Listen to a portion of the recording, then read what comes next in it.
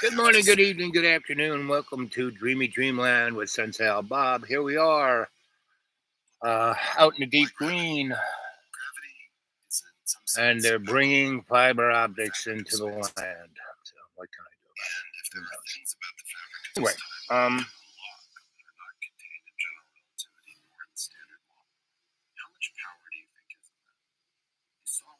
Anyway, we're going to get a rainstorm, that's for sure. It's going to be interesting. Take out a city with a little bit of physics. I'm going to turn this around, Chris, because we had a great dynamic the last time, and I want to see you play with ideas too. Tell me what you imagine might be the power beyond the standard model in general relativity. If we can already destroy all of humanity, albeit with some complications, you have to engineer a bomb. Direct energy weapons. What do you think might be on the other side of the next great discoveries? Well, I mean, this gets into sci-fi and speculation around. That probably fits the next Marvel series. They should use this as the tagline. I would guess things to do with being able to move across space. Okay. Wormholes, time. If there are other higher dimensions, that was the Montauk Project. If that allows you to access, if the multiverse theory holds, if that allows you to access different universes and to move between them. It might be limitless power. A little Tesla toy of the 1890s. It could be limitless power in the form of energy. It could be limitless power in the form of travel.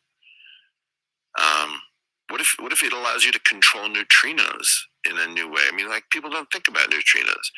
It's very hard to send a particle through planet Earth unscathed, but neutrinos do it, right? So in some sense, if you were a sovereign nation, wouldn't you be focused on physics? I mean, look, here's the thing that I just don't understand. I'll be totally honest about it. Who isn't interested in this stuff? You have to be crazy to do what we're doing with physics. We're running physics into the ground. Physics is, you'll go to a Marvel movie about some guy trying to collect rings or stones to get infinite power over the universe. That's physics. That's not stones. When you see somebody talking about limitless power, think physics. Don't think money. Think physics. Physics is the source of infinite power.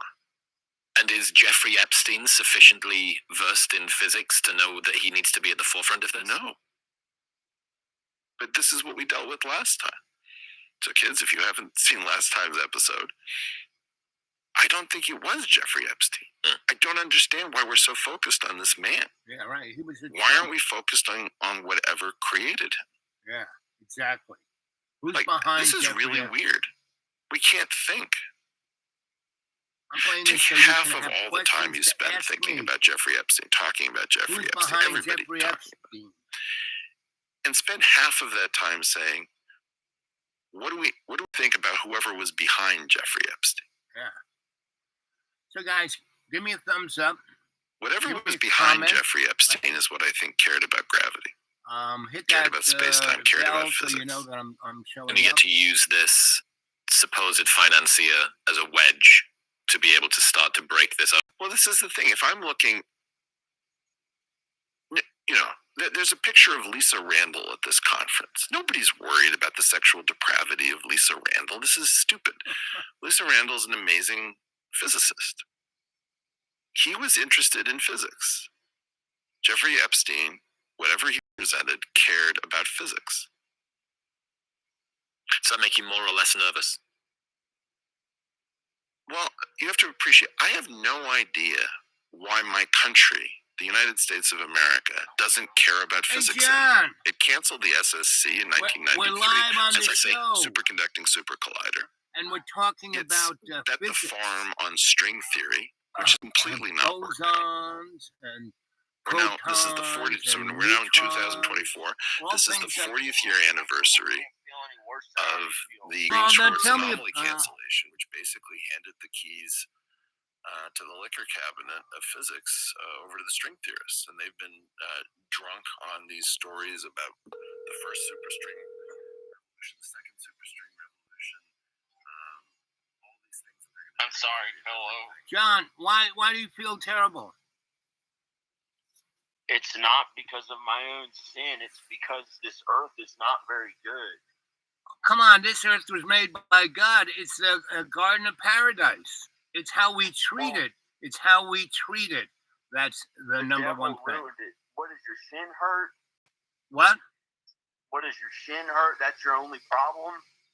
Oh, Sorry. no. I'm It's sorry. what it. No, what it I'm is. sorry. I'm sorry. No, it does. No, it's. I'll tell you what it is. Oh, your only problem is your body hurts, but you're so happy and excited to go out there and have sex with a woman.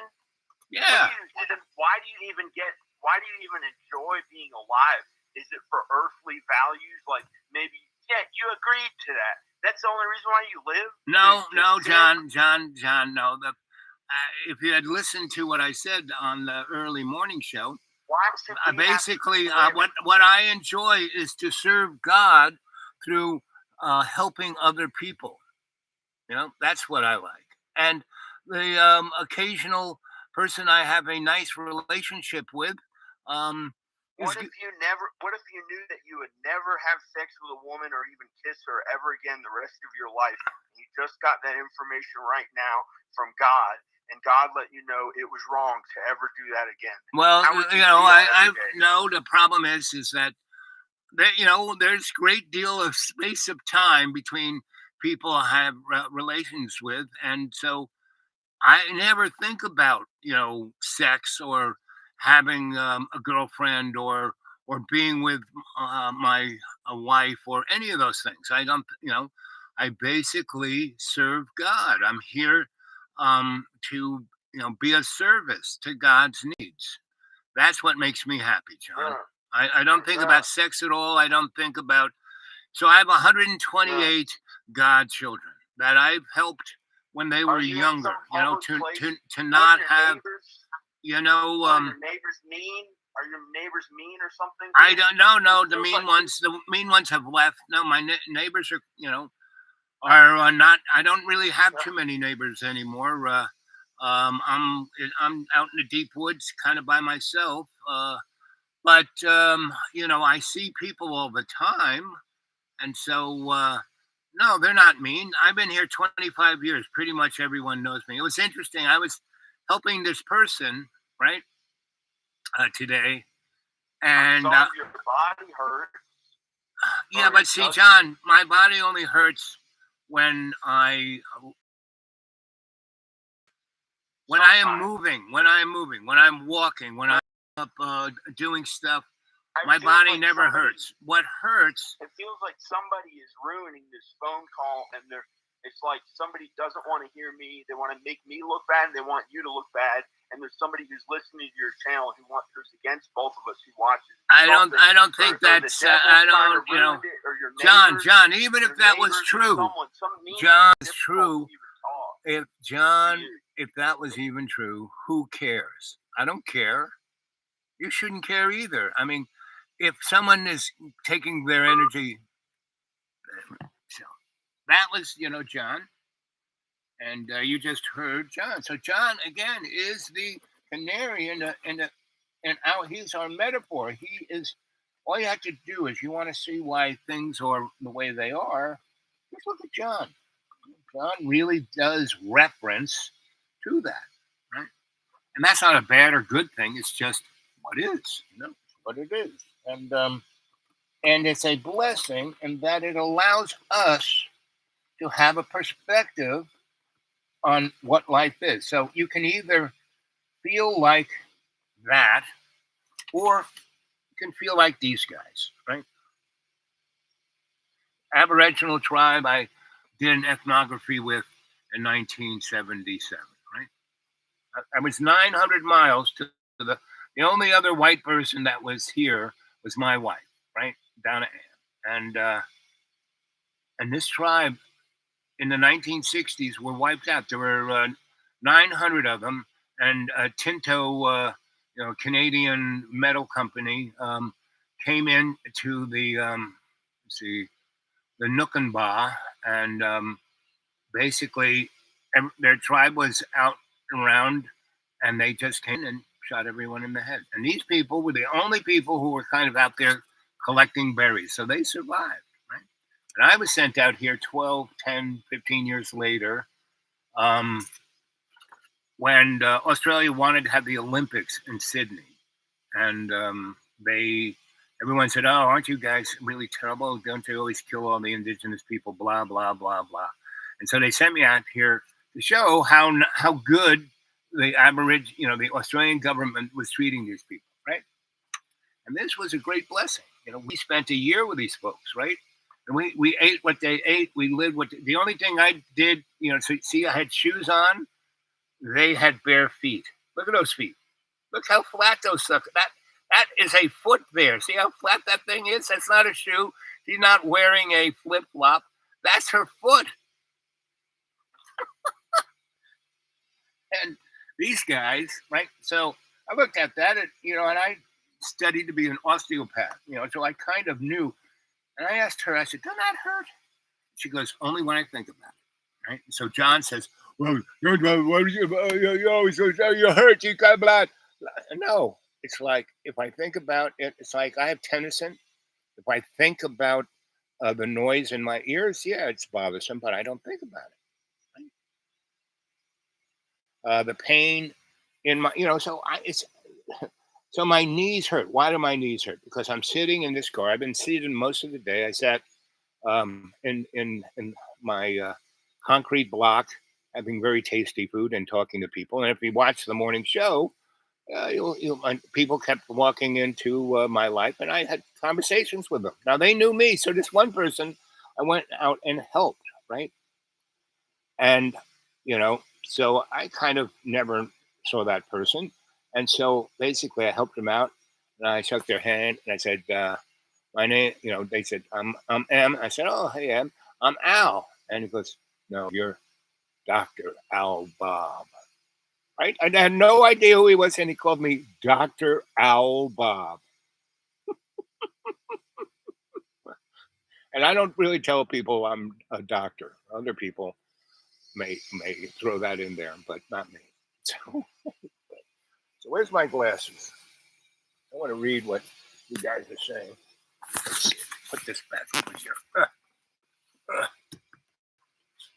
Ooh, it's going to rain hard. It's a hard rain coming. I better put up the window.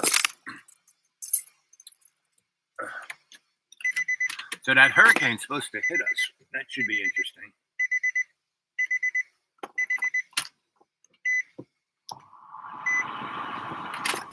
Okay. So we're all good. Yeah, let's go back to, where are my glasses?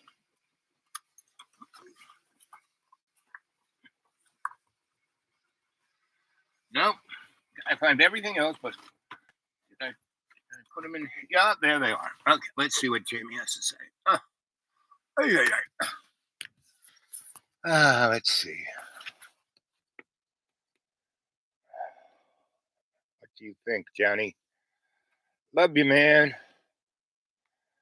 I'm married to a priestess, Johnny. That's life. Stuff happens. It's what you make of it, man. Ask Jesus. Yeah. Drink some collagen. Okay, I'll help with your stiffness. Yep. I do have a little bottle of that stuff. Chicken or fish cartilage. Yeah. I suck on the bones, rebuild the joints. Yep. So my joints, it's not that they're really. I mean, they're fucked. But I've done all that stuff, and I've rebuilt. I mean, they wanted to cut my legs off. I still got them. I still walk. And what's interesting is my. Tell me what you think of this.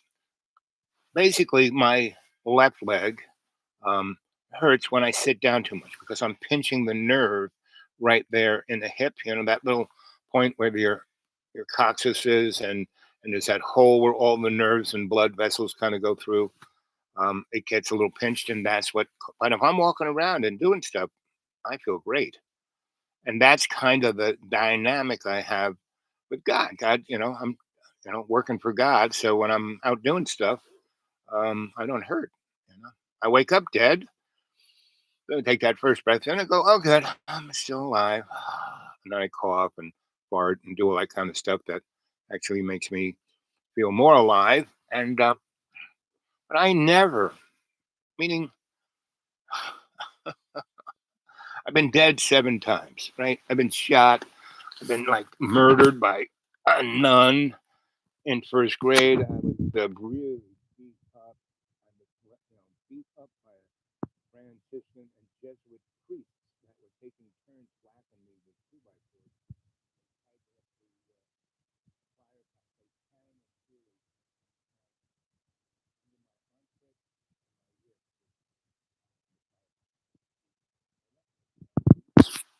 And the people who were the worker folk found me and got me into a hospital. Right? Broken ribs, broken wrist, broken, and that's one reason why they broke my foot, my ankle, and my knee. Right, and that's why it's kind of. And I was, how old was I? 14. And I called my father and I said, "Get me out of here!" And he says, "Tough it out, man. I'm busy." And I didn't really hold that against my dad. Because I knew, I said, okay, I guess that's not what God wants me to do, because I got taken out of there and put into a much better friggin' place, right? I went back to the Marinols, my godfather came and got me. The tribe. Call Johnny back? Okay, I can do that. Oh. Do.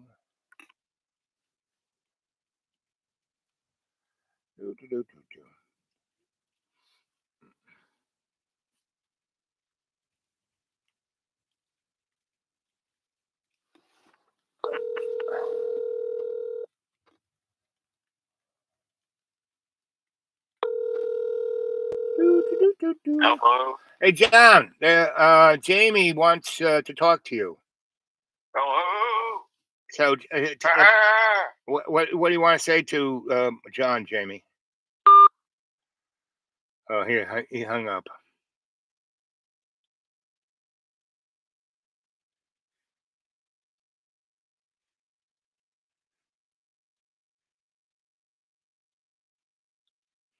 Okay, I'll do that. I mean, I wouldn't mind my cartilage getting. I'll go buy some cartilage. How about what is that? Those people who take the cells from the baby and shoot it in you, the stem cells. Do you know anything about stem cells, James?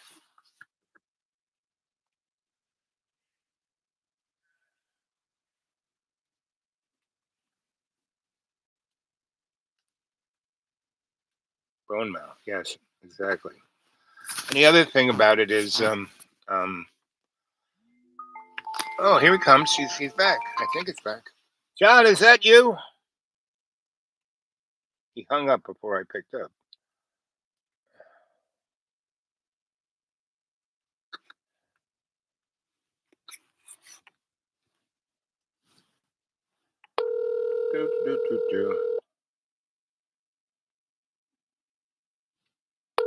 But in reality, my leg doesn't really hurt. Hey, John. John, was that you? Hello. Did you just call me, John? Everyone on the chat is rooting for you, John. They all want you to be happy.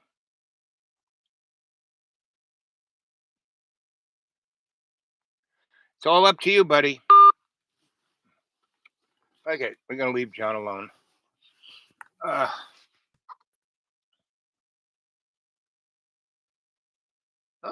okay, works wonders. Okay, thank you, my friend.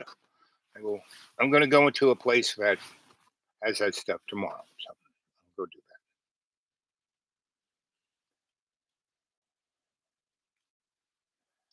What happened to John? Nothing, really.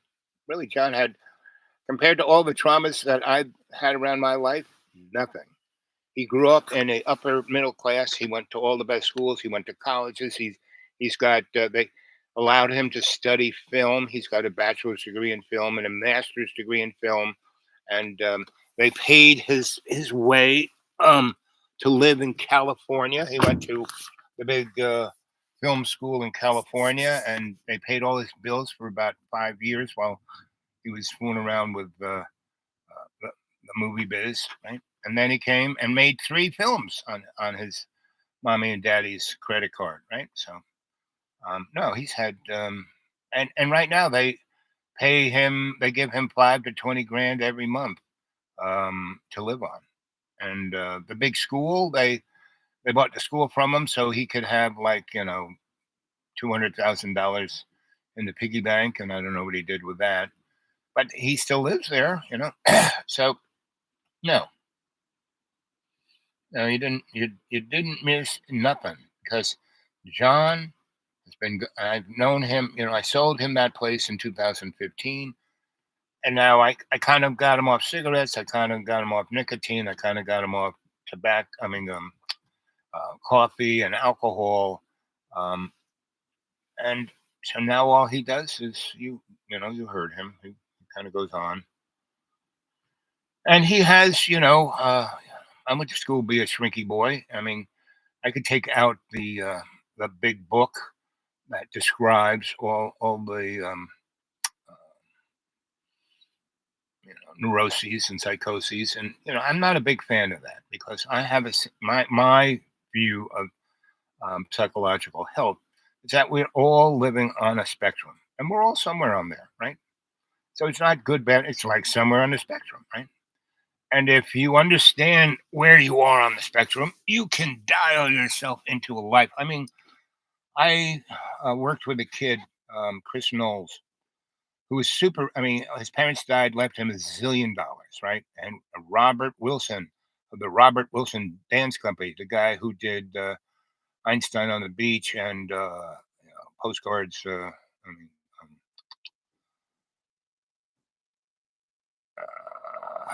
postcards to Queen Victoria, something like that. But anyway, he ran this dance company, and Philip Glass was, before Philip Glass was big and famous, he was our musician. He played at the piano, and we danced around.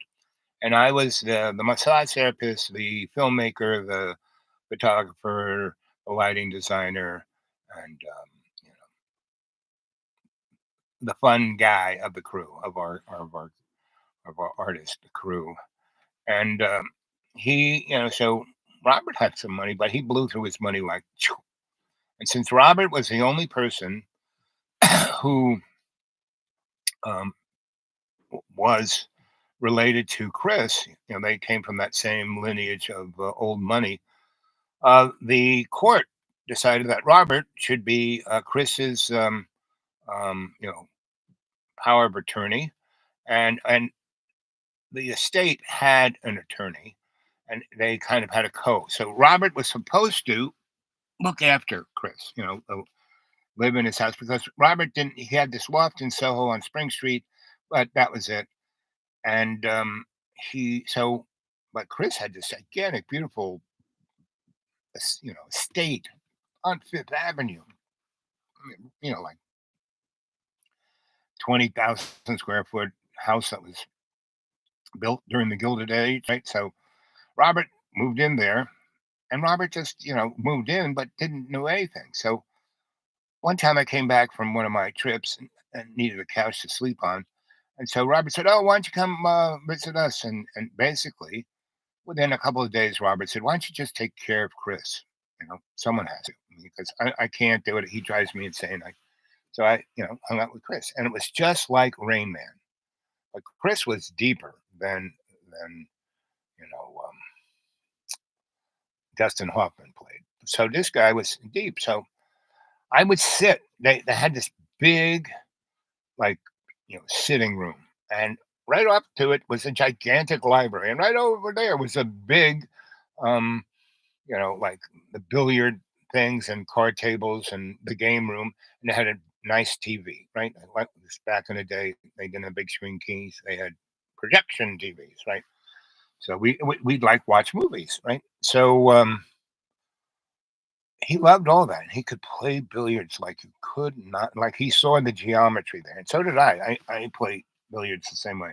I learned geometry really deeply from Mr. Morales in the fourth grade. So he was Mr. Morales in North Shore school system. He was a mathematician, but he was brilliant too, and he had worked on the Manhattan Project and as a mathematician, as like a human computer, and um, and he was going to get a big career in that. And then he saw, after they blew up Hiroshima and Nagasaki, he realized what he had done, and so he just became. He didn't get a high school. He didn't become a high school math teacher. He became a grammar school, high school. I mean, grammar school teacher. And whenever anybody went to his class and they had something, oh, you could be a mathematician, he would give you special little attention, right? And I'm on that scale. I have my own little position on the whole scale. And so, algebra, we played with a lot of different, algebra was interesting. So was calculus. So I learned algebra and calculus. But to my mind, they were useless, right?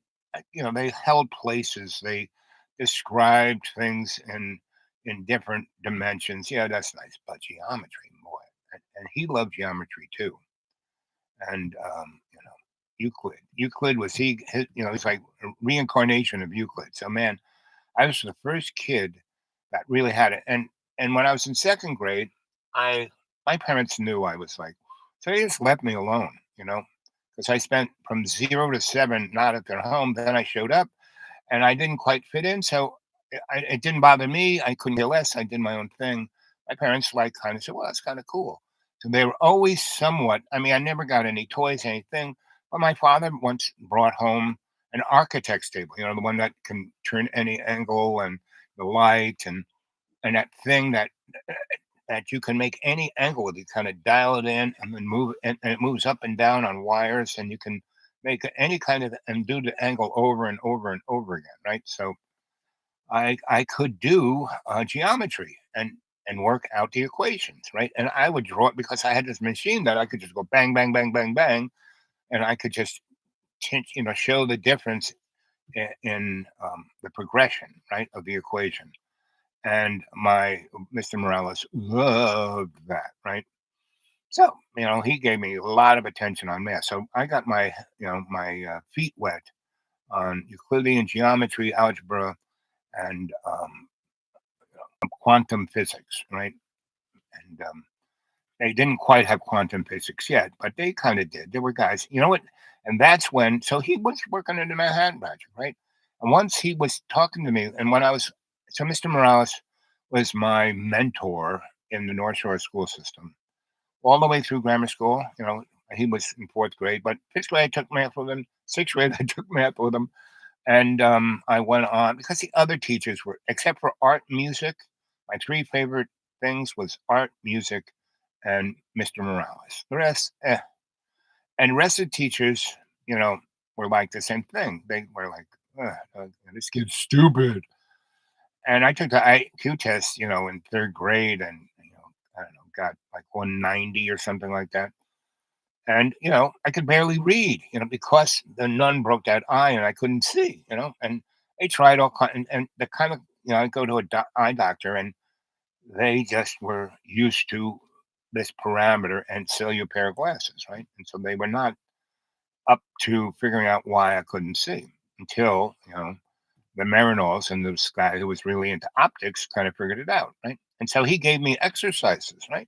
So anyway, I had a lot of experience with that. So when I met Chris, I did all the stuff the Marinols and Mr. Morales and all those teachers and mentors I had, I did with Chris. And the first thing I did with Chris was his room, right? And he would love to look out the window out onto Fifth Avenue and Central Park, right? And he could imagine. He didn't like being around people, but he would, in his head, go out into the park and be around people. And he knew every square inch of that place. And looking the other way, at the other two big windows, one behind us and one over there, one would look kind of catty corner, so you could see, was it Park Avenue or Lexington? I forget which. It's Spirit Avenue, and then Madison, and then I think Lexington, and then Park, and then Fifth, or somewhere. And there's 4 avenues there. Anyway, so we he didn't like he didn't like his room. He had a room that had no windows, one door, and he'd go in there and have no lights. He liked it dark, but otherwise, he always wanted a light on. Anytime there was a place where someone could get in or the world could get in, he wanted a light on. Right? And so that was no problem. Right? Anything he wanted was no problem. Right? And so I would just listen to him. Right? This is really where I learned to listen and observe. I mean, I already could do that really well, but this guy, I got my PhD in listening. Yep. Very healing body, mind, emotions, right?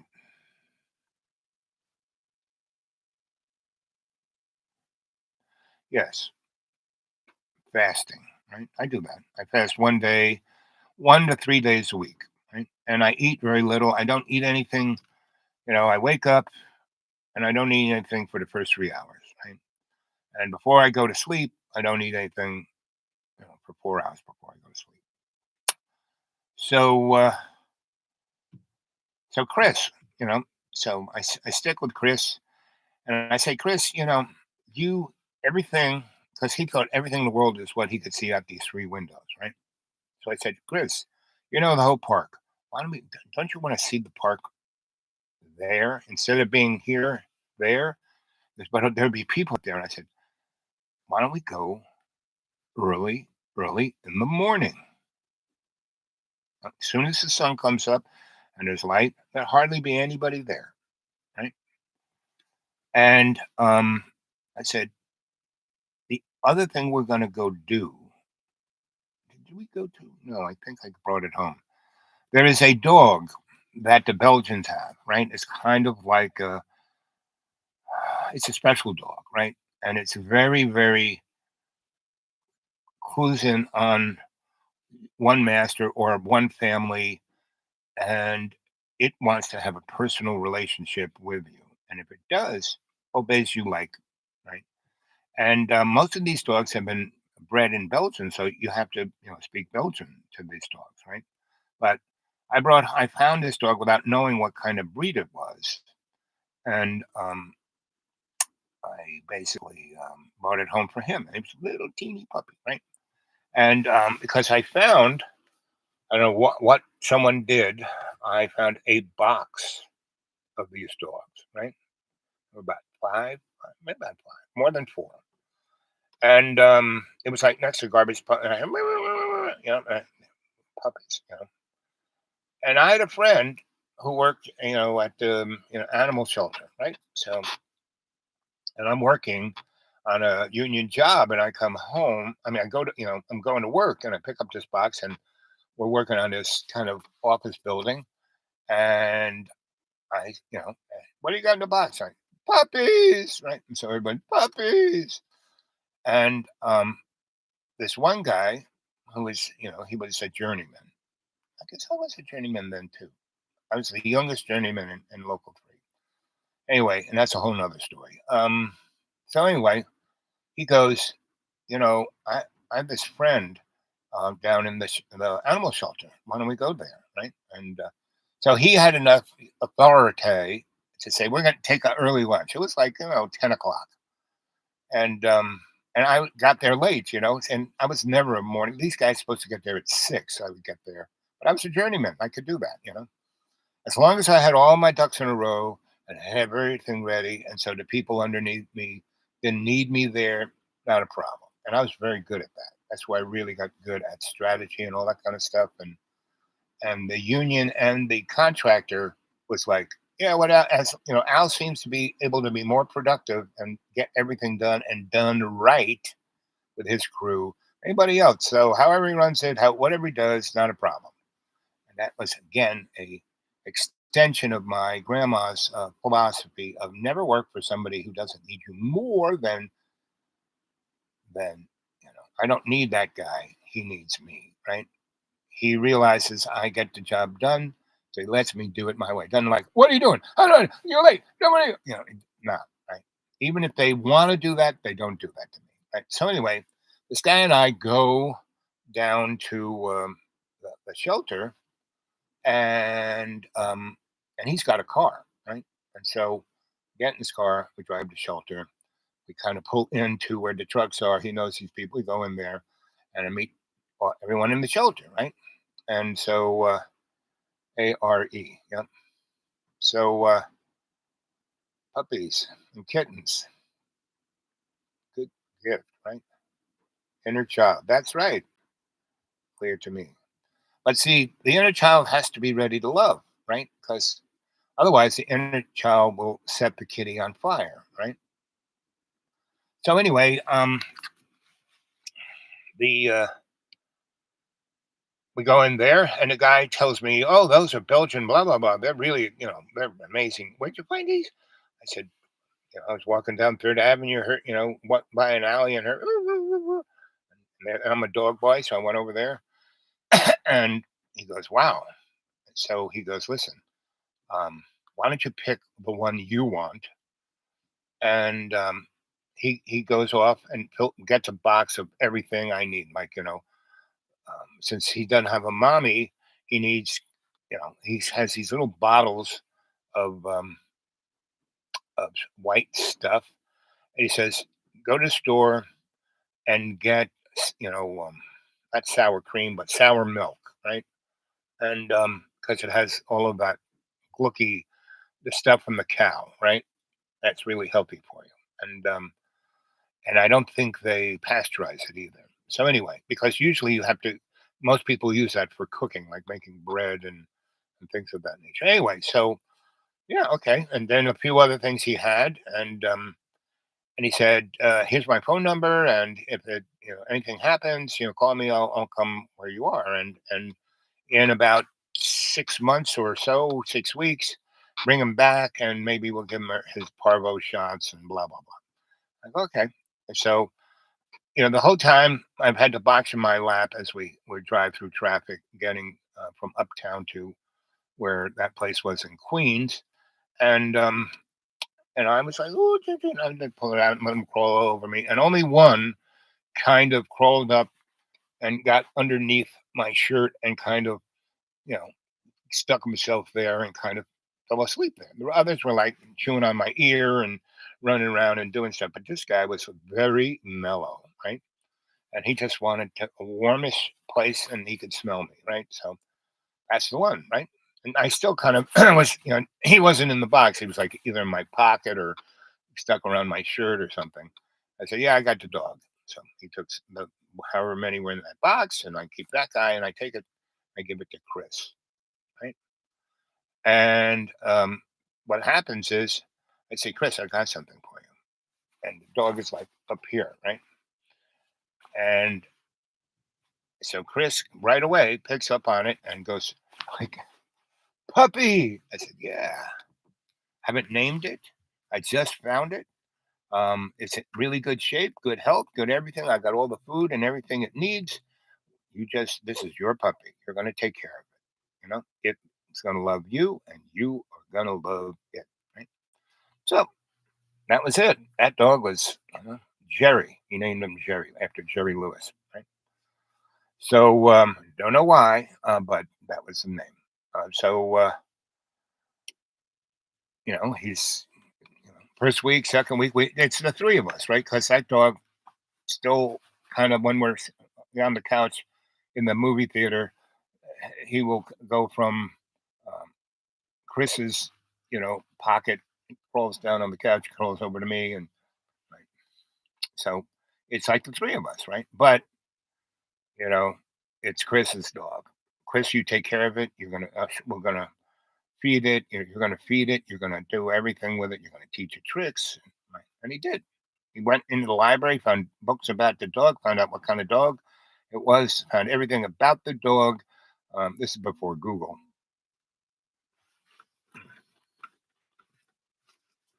Yeah. So, oh, good. I can open the door. Stop raining. The storm is just like over there, you know. And and in about 5 minutes, it could come over here and be totally just over there. Stay over there, storm.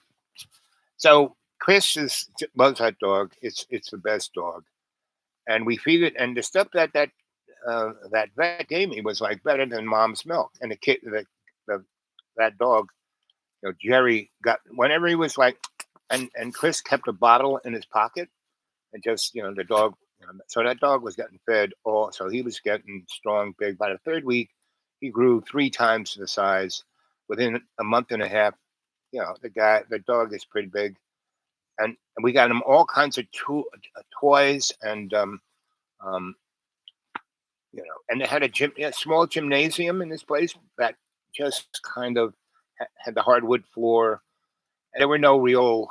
In this other room, they had all the stuff, the bell bars and the rowing machine, and it had a really nice basketball hoop, and Chris could just not. He could be in the NBA. That guy was amazing, right? And so Chris was probably 17, right? I was probably 19, and Chris might have been older. Yeah, I think Chris was older. He might have almost been 30. Somewhere between 22 and 30, right? But by just being, if you looked at him, you thought he was a teenager, but he was older, right? So anyway, we were having a grand old time. It's starting to rain hard again. So,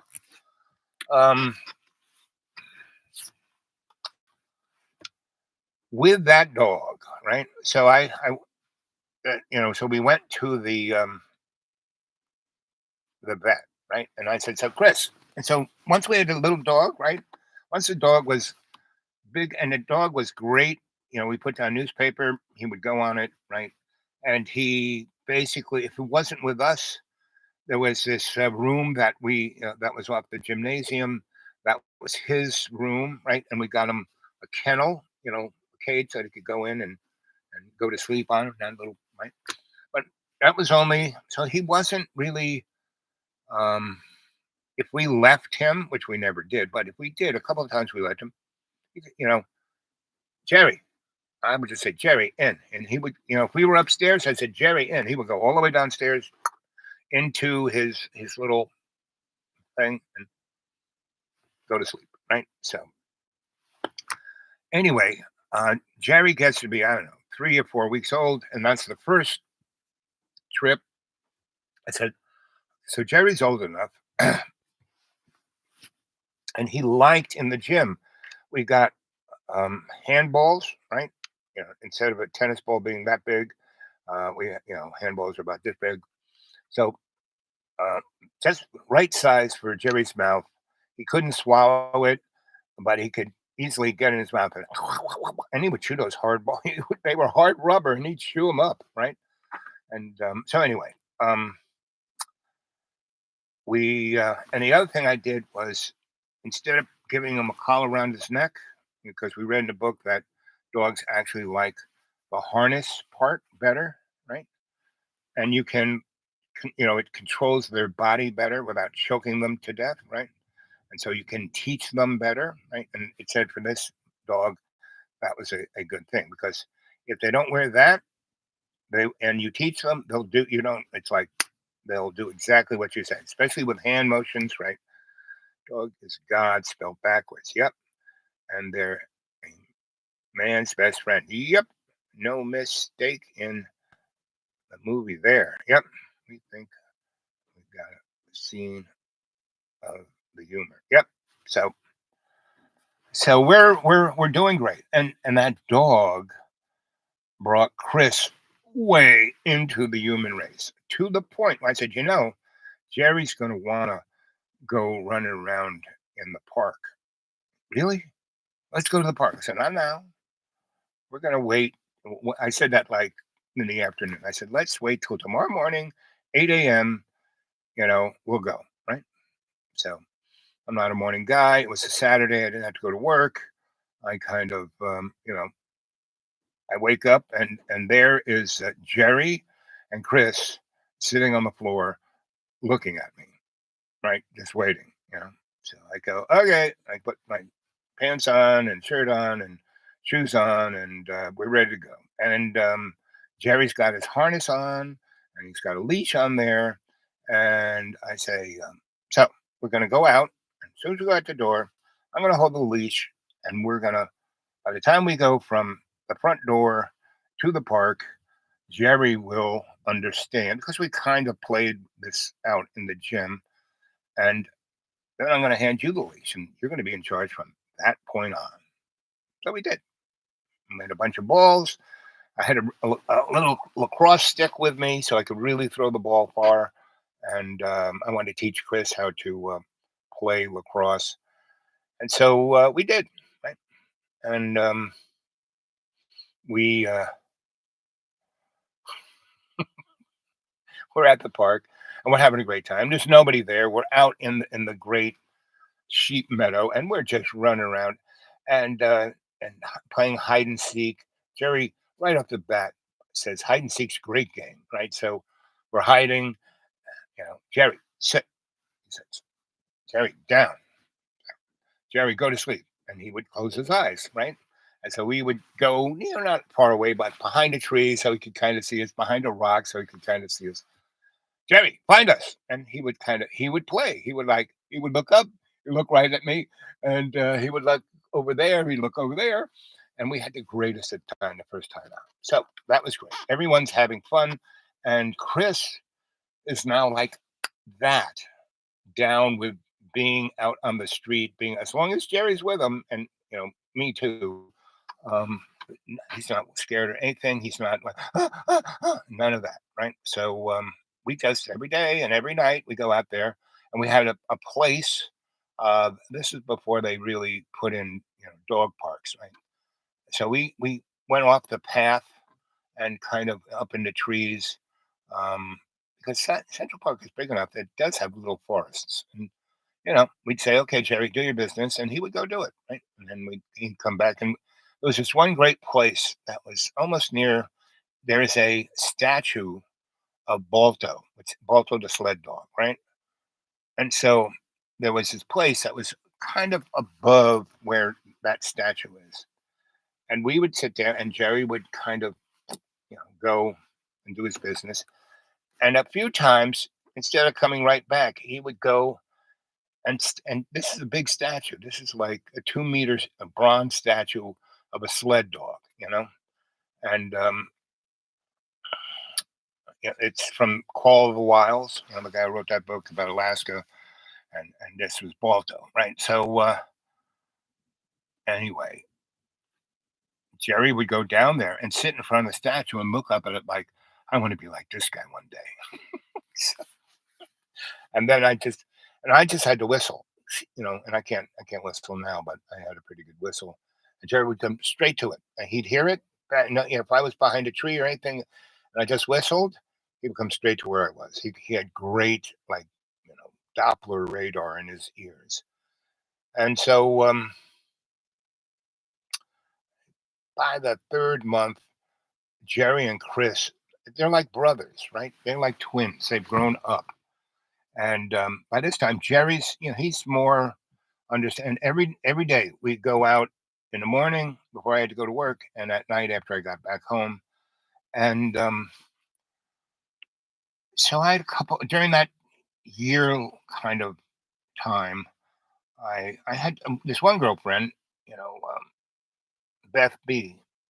She was a dancer in John's thing, right? So Beth and I were a thing.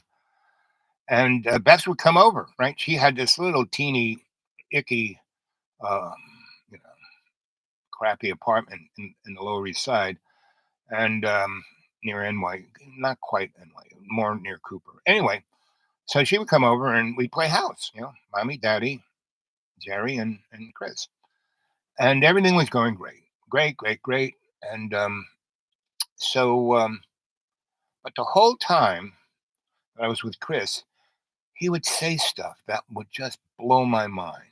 Like, classic, because he's got this gigantic library. He's read it all. He's got this photographic mind, and he would say stuff. He would mix Homer and Allen Ginsberg. I mean, he would just whoa.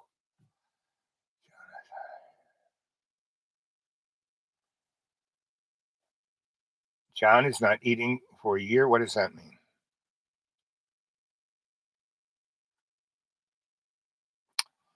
Oh, John eats too much. If you look at any of his videos, John Boy he's not starving himself. That's for sure. Anyway, so it was fun, and we always had a great time. And Chris had a credit card that we could go anywhere, do anything, go to the Waldorf for dinner. Anyway, so that first time we went to the back to the vets, and I brought Chris, and I said, Doc, this is Chris, and now the dog's name is Jerry, and Chris is the owner, right? I'm Daddy, Chris, Jerry, Daddy, and that's Mommy, right? What we need is, don't they have a thing, like for blind people that have dogs? Don't people have, He goes, yes, we can get you. So he did. We signed all the paperwork up. Beth was good at that. We filled everything out. And the guy got us all the permits and the special little thing. And that's when Jerry really got to, he got a special harness to wear with the emblem. He felt like he was a policeman. And, he loved being in his harness, We get in the house and I go to take it off, and Jerry's like, no, I'm still wearing this, this. So anyway, it was great because we could go anywhere with Jerry, anywhere, bus, subway, anywhere, right? And we could. The other interesting thing he did was, normally we did not have him hooked up, right? But he knew when he needed to be, like, we're going to go in a building, we're going to get on a bus, this. We're at a bus stop. He would sit like, okay, hook me up, and hook him up. Got to a point when we would go around, unless we went to the park or we went to someplace he knew he didn't have to be hooked up. He would, when he wanted to go and play, he would go get his leash in his mouth. Now, he couldn't clip it on there, but he'd have it in his mouth, and we'd hook him up, and we'd walk out the door. We wouldn't hold the leash. He had it in his mouth, right? And when, your dog should be on a leash, and Jerry would go, and but you should be holding it, and he would drop it, and Chris would pick it up, and people would just. So everyone in the neighborhood knew us, right? All the doormen, everyone knew us. And on the M line of the Fifth Avenue bus, every bus driver, how's Jerry? Or we get on the bus and said Al or Chris or Mommy, Jerry. So this is before that on TV. So this was one of the more fun times of my life, for a little less than a year. And when John goes, this sex, your life sucks. No, people would say to me, "How you're a saint taking care of Chris.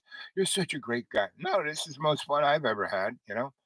And Beth would chime in, and she goes, "Yeah, man, living in a, mansion with a guy who has we could have gone and bought a Ferrari on Chris's credit card. He had one of those black credit cards, and when he pulled it out, man, people, whoa. So it was way fun, right? And Chris, like I said, the stuff that would come out of his mouth, when it came out, it was like, whoa. So,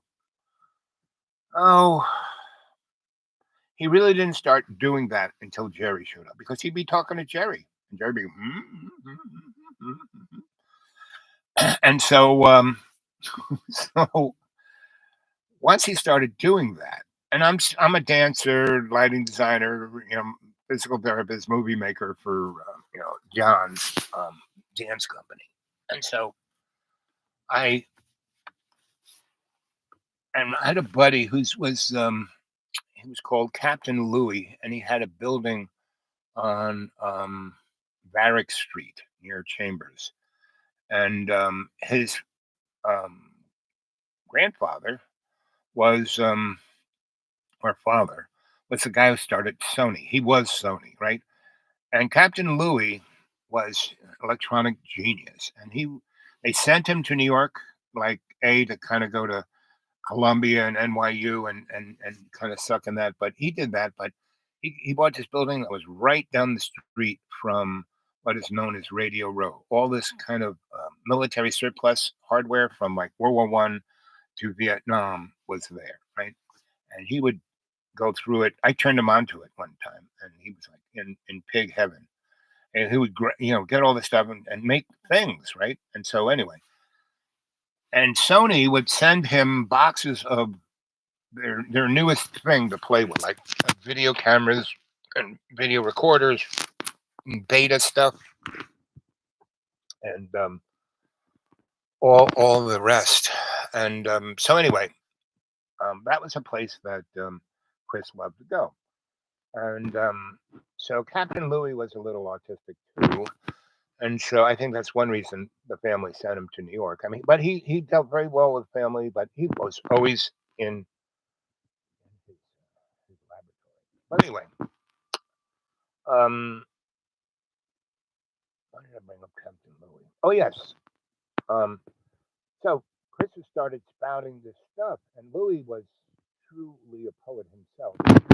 So he basically said, "Wow, Chris is amazing." And I said, "Yeah, I know, it's pretty amazing." And he goes, and he had this tape recorder that was about this, and it took cassettes, not little.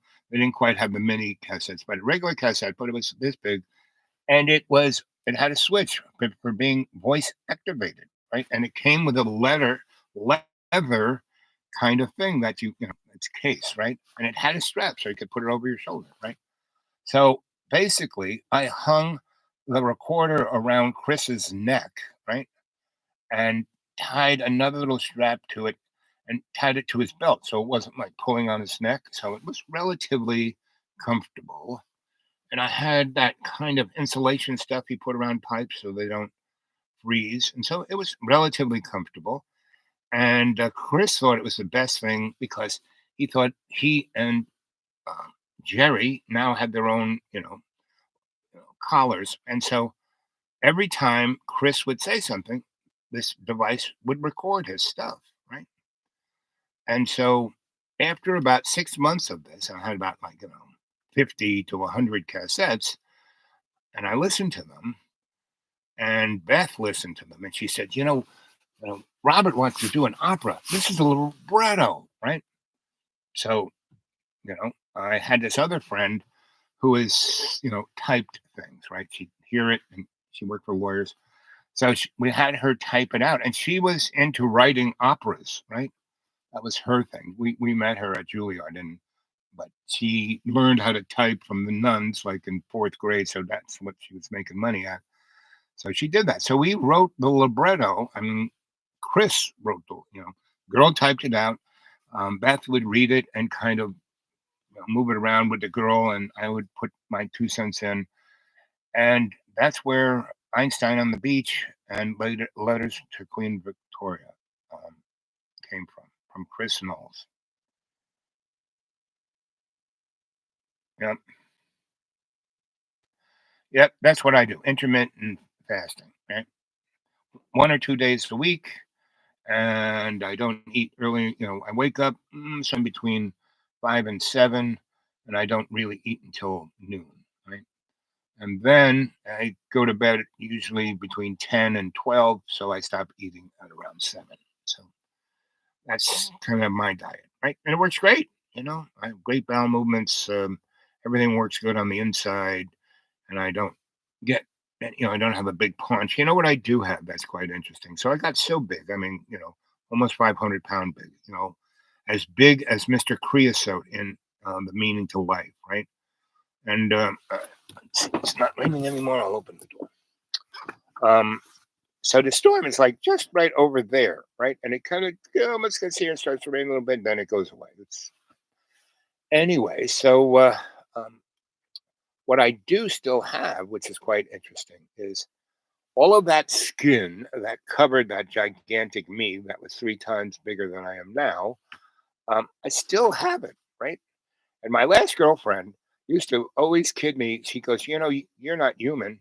You are a dolphin, with the little flippers, because the skin kind of is around my hips, not all around, just off to the sides. It almost looks like I have flippers, right? And when I put on a pair of pants, it kind of pushes it to the side. And when I put a shirt, you can't even see this. But when I'm naked, it looks like I got flippers. So she calls me Dolphin Boy. Or she did. She the 6 women that have been in my life since 2019. What happens are, they pretty much all career women in their mid 30s to their early 40s, and they've been doing their thing, and they're like top of their notch, and they're not doing anything other than that. And they've gotten a nice house, a nice this, a nice that. They don't have a family, don't have a boyfriend. They got focused on their career. They love, and why they're so successful. They love their career, but and then they bump into me, and then we have an affair to remember. And every single one of them, after being with me for a year or 6 months, decide that they want to. They haven't done it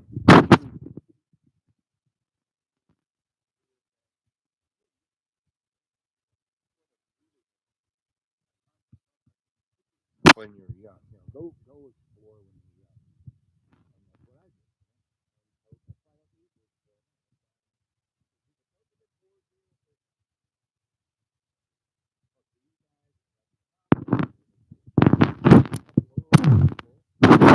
And that's what I do. And pretty much.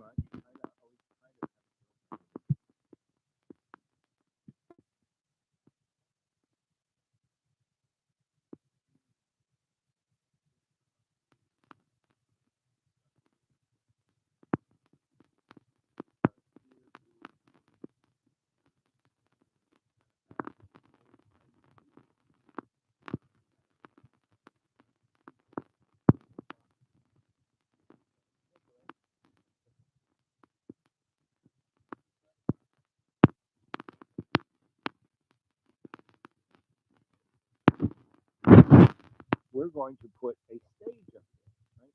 And it's right next to a big store, so there's a gigantic parking lot.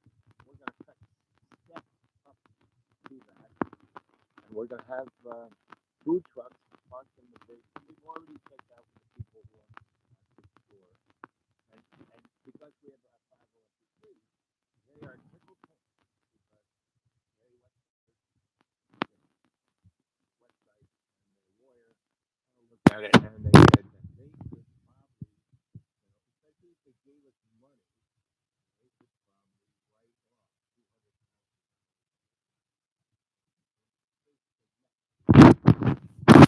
10 grand or so, right, a year. So sounds good to us, right? So they're going to let us put, they're going to put some electric and water and a drain in the parking lot over the corner, and cut the steps up there, and we're going to build this little stage and make it look like grandma's house, right? And so we're doing that, and the only stick in the mud thing is some stick in the mud people, and it really, so the exciting people who do stuff, we just go do it. We don't get the consensus of the board, because there's about 6 different organizations, different boards. Because if we had all of them on one board, we would never get anything done. So we just go up and do stuff, and it's become successful, and they take all the credit. No problem. Yeah? But like I said, today when I helped this person, and I said, "My name's Al," and she said, "Oh, I know you. You're Dr. Al Bob." I said, I just kind of chuckled.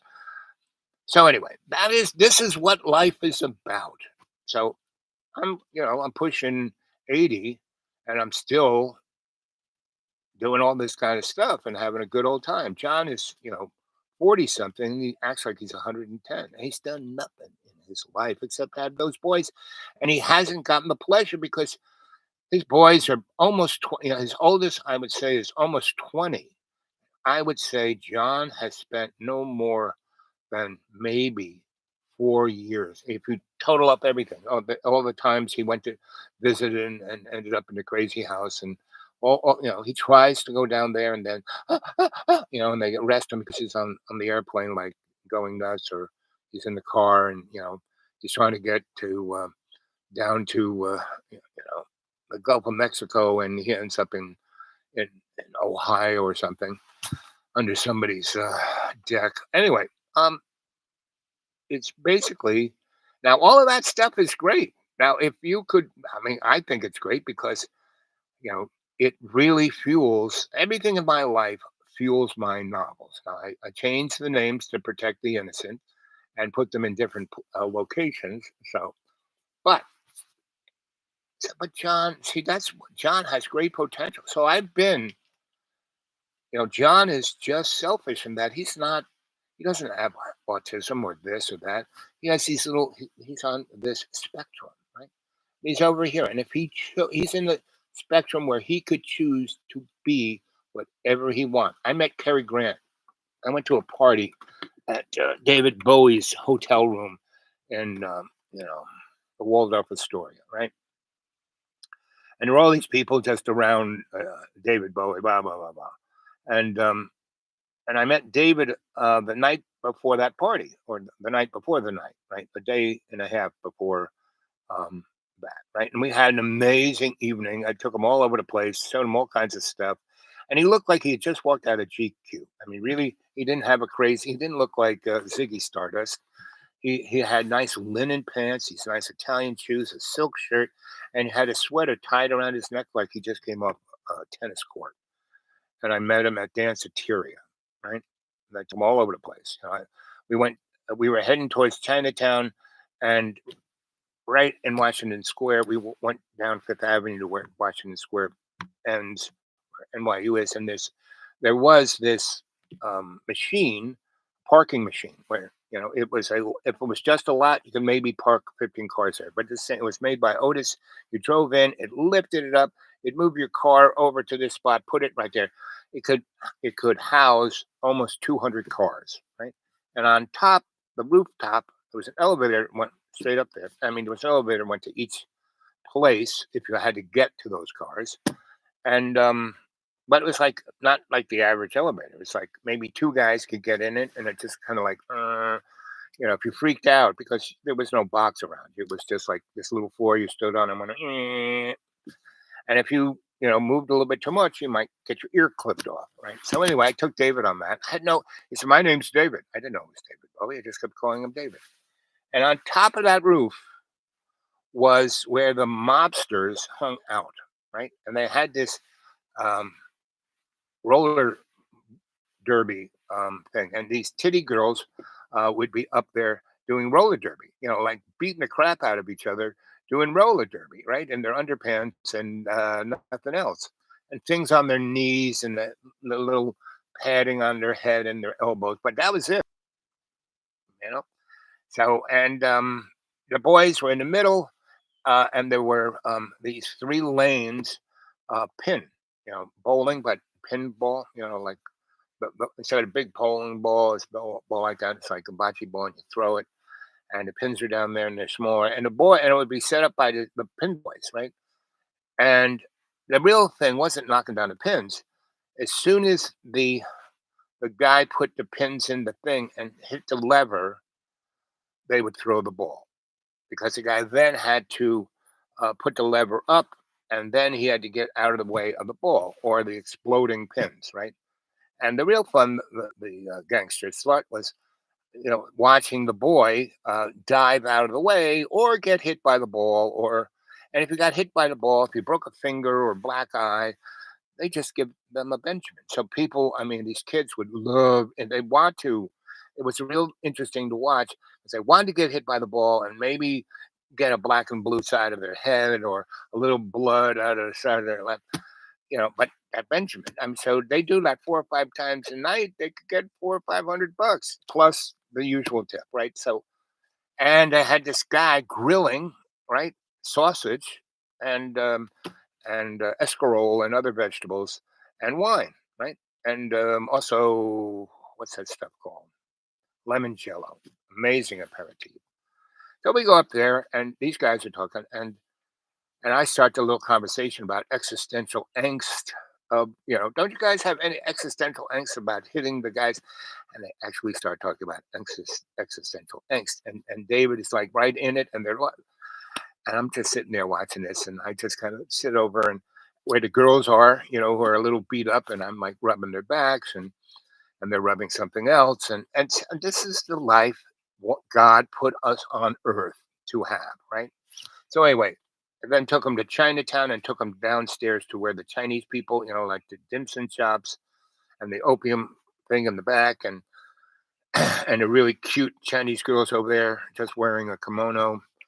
And then we went to Little Italy and went to Luna's, right, and had some pasta and lobster, and then we went up to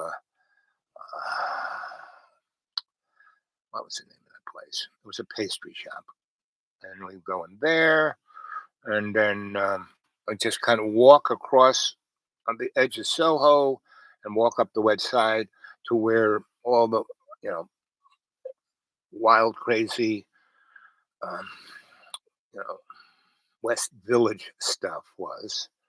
That's where a lot of clubs there, a lot of LGBTQ. Before any of that, all of that was there.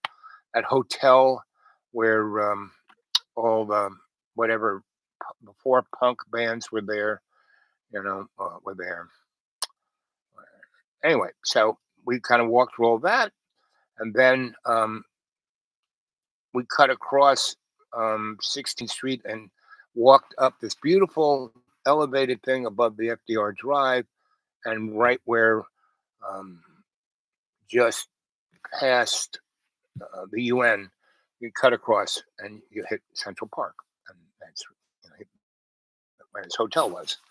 So anyway, and as we walking across there, as we walked up that's when the sun rose, and that's the perfect time to be on that because you see the sun coming up over the backside of New York skyline and Queens and Brooklyn, and it's really amazing look, right? And then you go this way, and the sun, if you hit it just the right thing, why they put the UN building there, it lights up like a burning flame. It's all glass, so the sun rises, and it's like this reflection of the sun. It's a sunny day, no clouds. It's like pretty amazing. And if you walk down 37th Street, um, there the sun goes straight down that alley. Everything's blacker than black because there are all these tall buildings, and the sun's straight down there, and it's great. Great, info about your trip with David. Yep. So anyway, that's so he, we drop, you know, off at the thing, and he goes, "Listen, now you need to come to my party tomorrow night." I said, "Sure." He says, "Just go to the lobby and tell him that you're gonna go, you got room, 18B and David's, and I'll put your name on the list." And it's okay. So I go there, and I go up there, and there are a bunch of people I do know, like gallery owners and uh, some club owners and musicians and people I know. I know a whole bunch of other people I don't know. But soon as and I knock on the, go to the desk. I say, "Hey, I'm going to 13B, David's place. My name's on the list." They look at my name. Yep, okay. They have a person actually take me on the elevator up there. He knocks on the door. This guy, at the door, and he goes, "This guy's on the list." I give him my name, and when the door opens and I'm there, I hear, "David, look, it's Al. Come here, Al." And he says, "I just telling them the story about last night and what we did." And I go, "Yeah, that's it." And so I'm just, looking around, and I see the food. They have this big thing of food. So I go over there, get a plate, dump a whole bunch of food on it, and looking around, and he's telling the story. And yeah, Black Star. I love Black Star. That's my favorite album of his.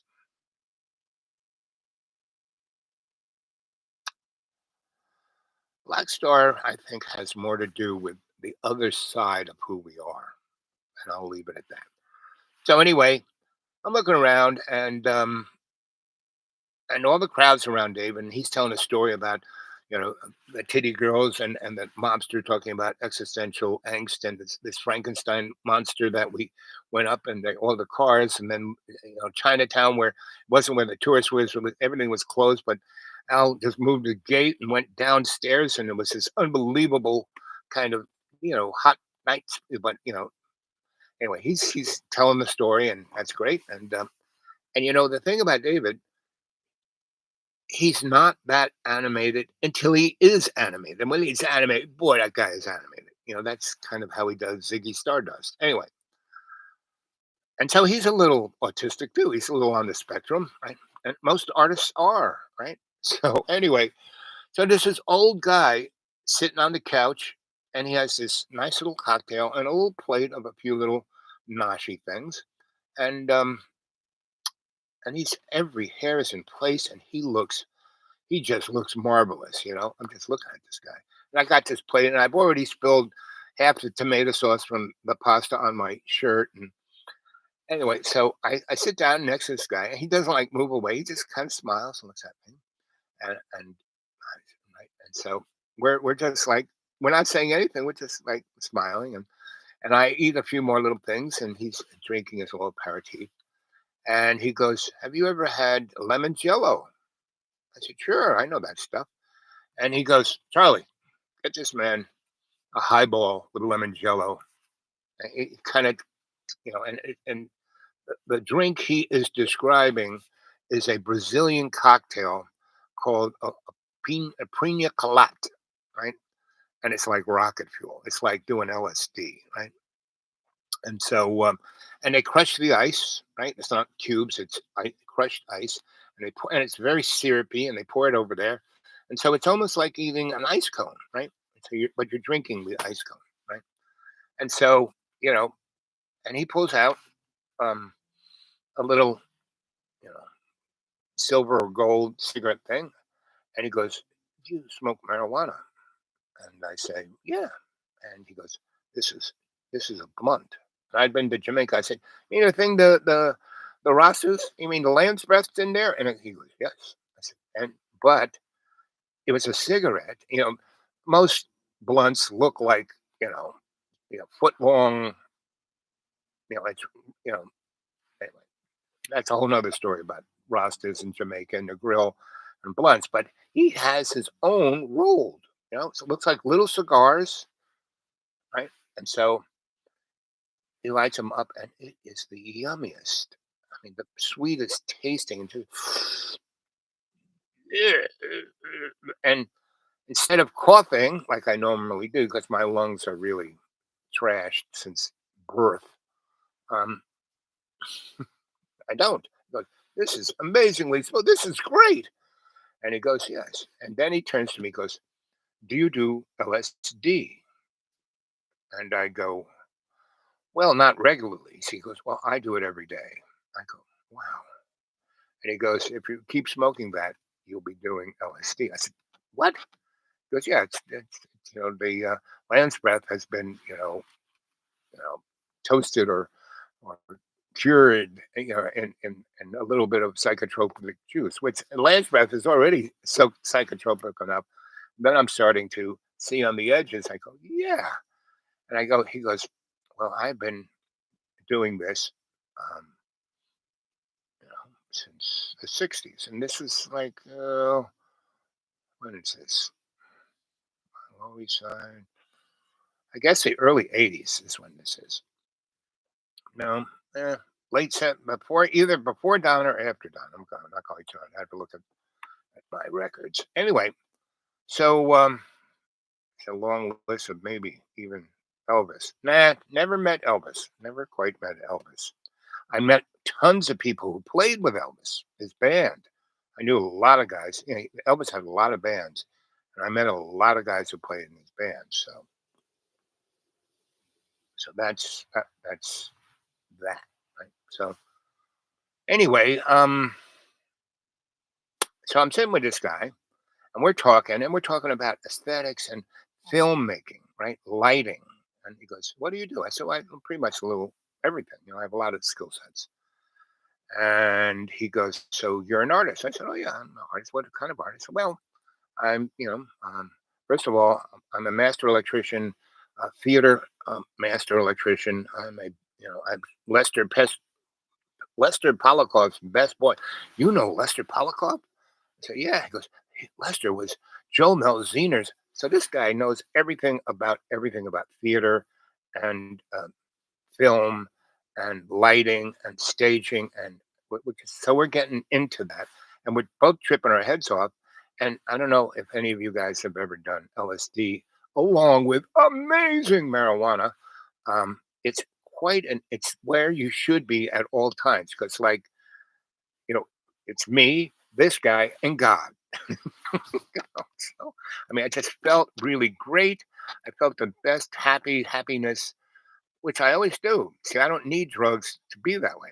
I can be conscious intent. I am. Bingo, there I am. So anyway, so we're talking, and I said, so and then he's talking about all these films. I said, wait a minute. I look at him. I look at him. I look at him. Wait a minute. Are you Cary Grant? He goes, yes. Didn't you know? I said, no. No. Didn't know you were Cary Grant. That's pretty amazing, buddy. I said, well, thank you. He goes, and he said, well, why I do LSD is that, I came from England and my name was Archie, my toe fungus. So, he was like on the low end of English class structure. And he was, they had something weirder than vaudeville. It was like between the circus and vaudeville. And he was a little guy. And so he was like thrown around. That was part of his shtick. People would be scared that and there were a bunch like not Charlie Chaplin, but the other guy who had to in silent films. His name will pop into my mind, but Lloyd, that guy, who did amazing stunts, right? So anyway, so that was Cary Grant's what he did, right? And then he did that in England, and Cary Grant and LSD, exactly. Um, Piss artist. Yep. Have you beers? Building Tomorrow with Cary Grant on LSD. Yep, that's me. So anyway, we're talking about everything. It was great because we were both, stream of consciousness. If anyone was sitting next to that, would have they would think we were jabbering chipmunks, right? And we're just having a fine old time telling all kinds of stories about this, that, and the other thing. And it was what a conversation is, because neither of us were asking questions of things. We were both saying statements of stuff, and then Cary would answer with a statement, and then I'd answer with. It was amazing, right? It was the anyway. So we're having a great old time, and before we know it, pretty much the crowd is gone. But before I sat down when I was filling my plate up, right? And David was telling the story of us, how we met and what we did. This girl who I knew pretty well, she was a poet. And she goes, you know David Bowie? And I said, who? David Bowie? I look at David. I mean, that's David Bowie? And she goes, didn't you know that was David Bowie? I said, no, not until you just said that. Now, yeah, I can see that looks like David Bowie, but doesn't look like, Ziggy Stardust. Anyway, so everyone's gone.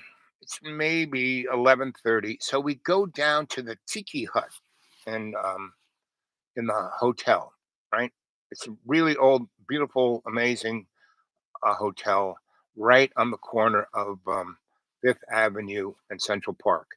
And it has a big fountain in front of it, and it has its own little thing where, back in the day, horses and carriages would come in, and they still do if you want the ride through Central Park, right?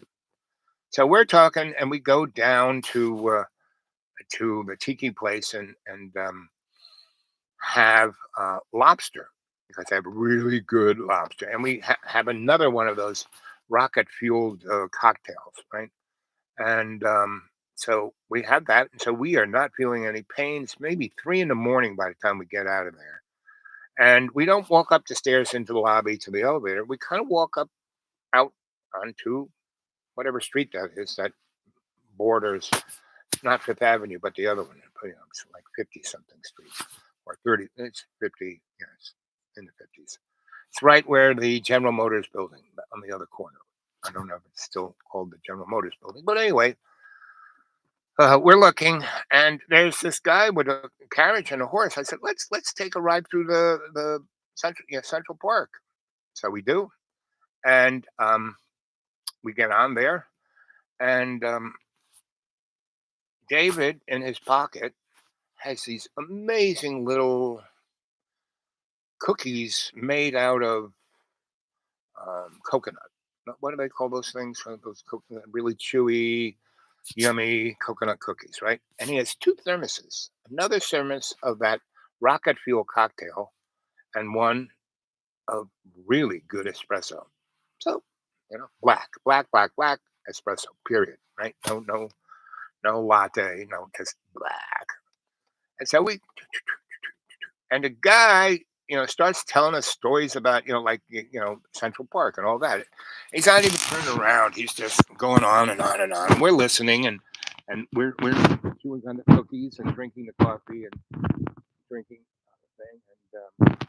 And Carrie pulls out his little cigarette thing and lights up three of those things, and we're smoking them, and we go right around the thing. And this guy gives us a long way around ride, and we come back from the northwest part, almost near Needle Park. I'm up and around and down there.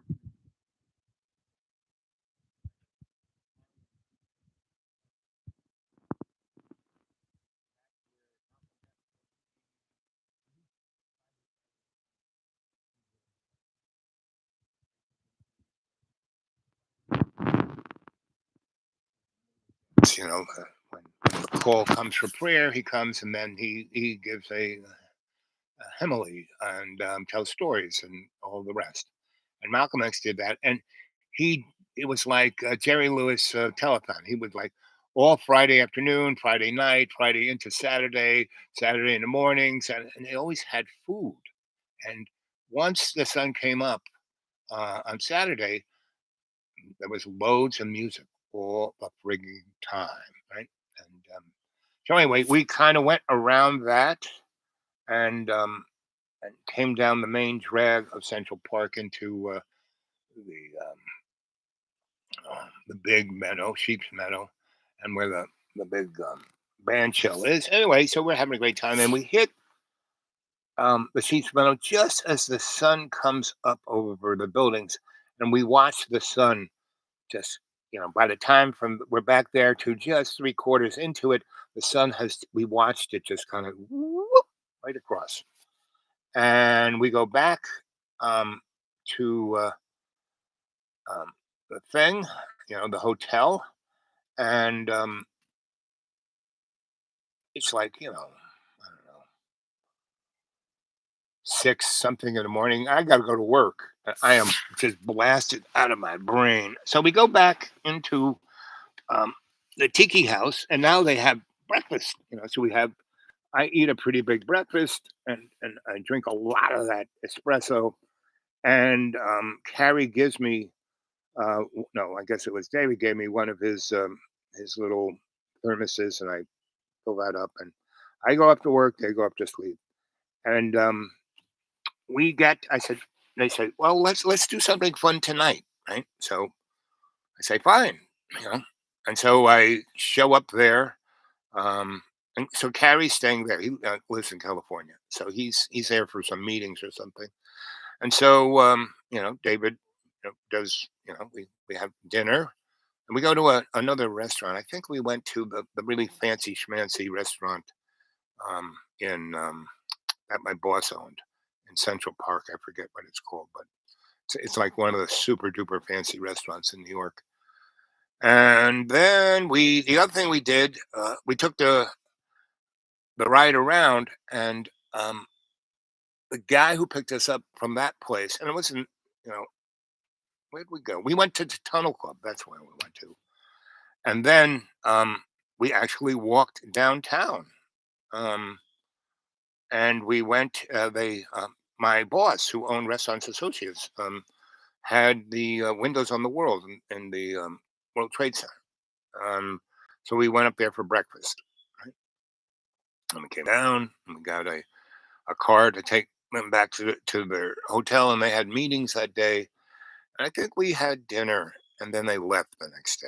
And Carrie kind of stayed in touch. I had a PO box, right? Because no matter where I was, I had a PO box that I bought, and I didn't have to have the postal service involved. And I don't know if they still do that, but anyway, I had that post box for like 20 years. So I had a card. I gave him that card, and he would write me little notes about existential thoughts, and I would call him once or twice or 3 or 4 times, and but I never leaned into it, right? And he kind of liked that. And same with David Bowie. I gave him, and he would send me a Christmas card. Now I had all this kind of stuff, and I built my parents a house out in Long Island, and so I built it from the ground up, right? So as I built that big fancy schmancy house, it was a replica of a post Civil War house up there because Long Island was very much like New England. Anyway, I built that thing, and I built a secret closet, right? And all the stuff I had, I stuffed in there. And when I went off to travel, and I was gone for about 2 or 3 years, and I came back, and and this is after my father, you know, he had his, once he left the Air Force, he started a business, and he employed all of us except for me. I never had anything to do with my parents. Right? I wanted them to be my parents, not my employer. And so, yeah, we're still doing good. So I basically mic probe. Okay. Now it's just my if I keep these little dots on the microphone, you can't even see them. But if I hold this thing over on that side, it covers the mics up. But anyway, so I had all these pictures of like when I worked in all these theaters, all these famous people, and all this stuff, right?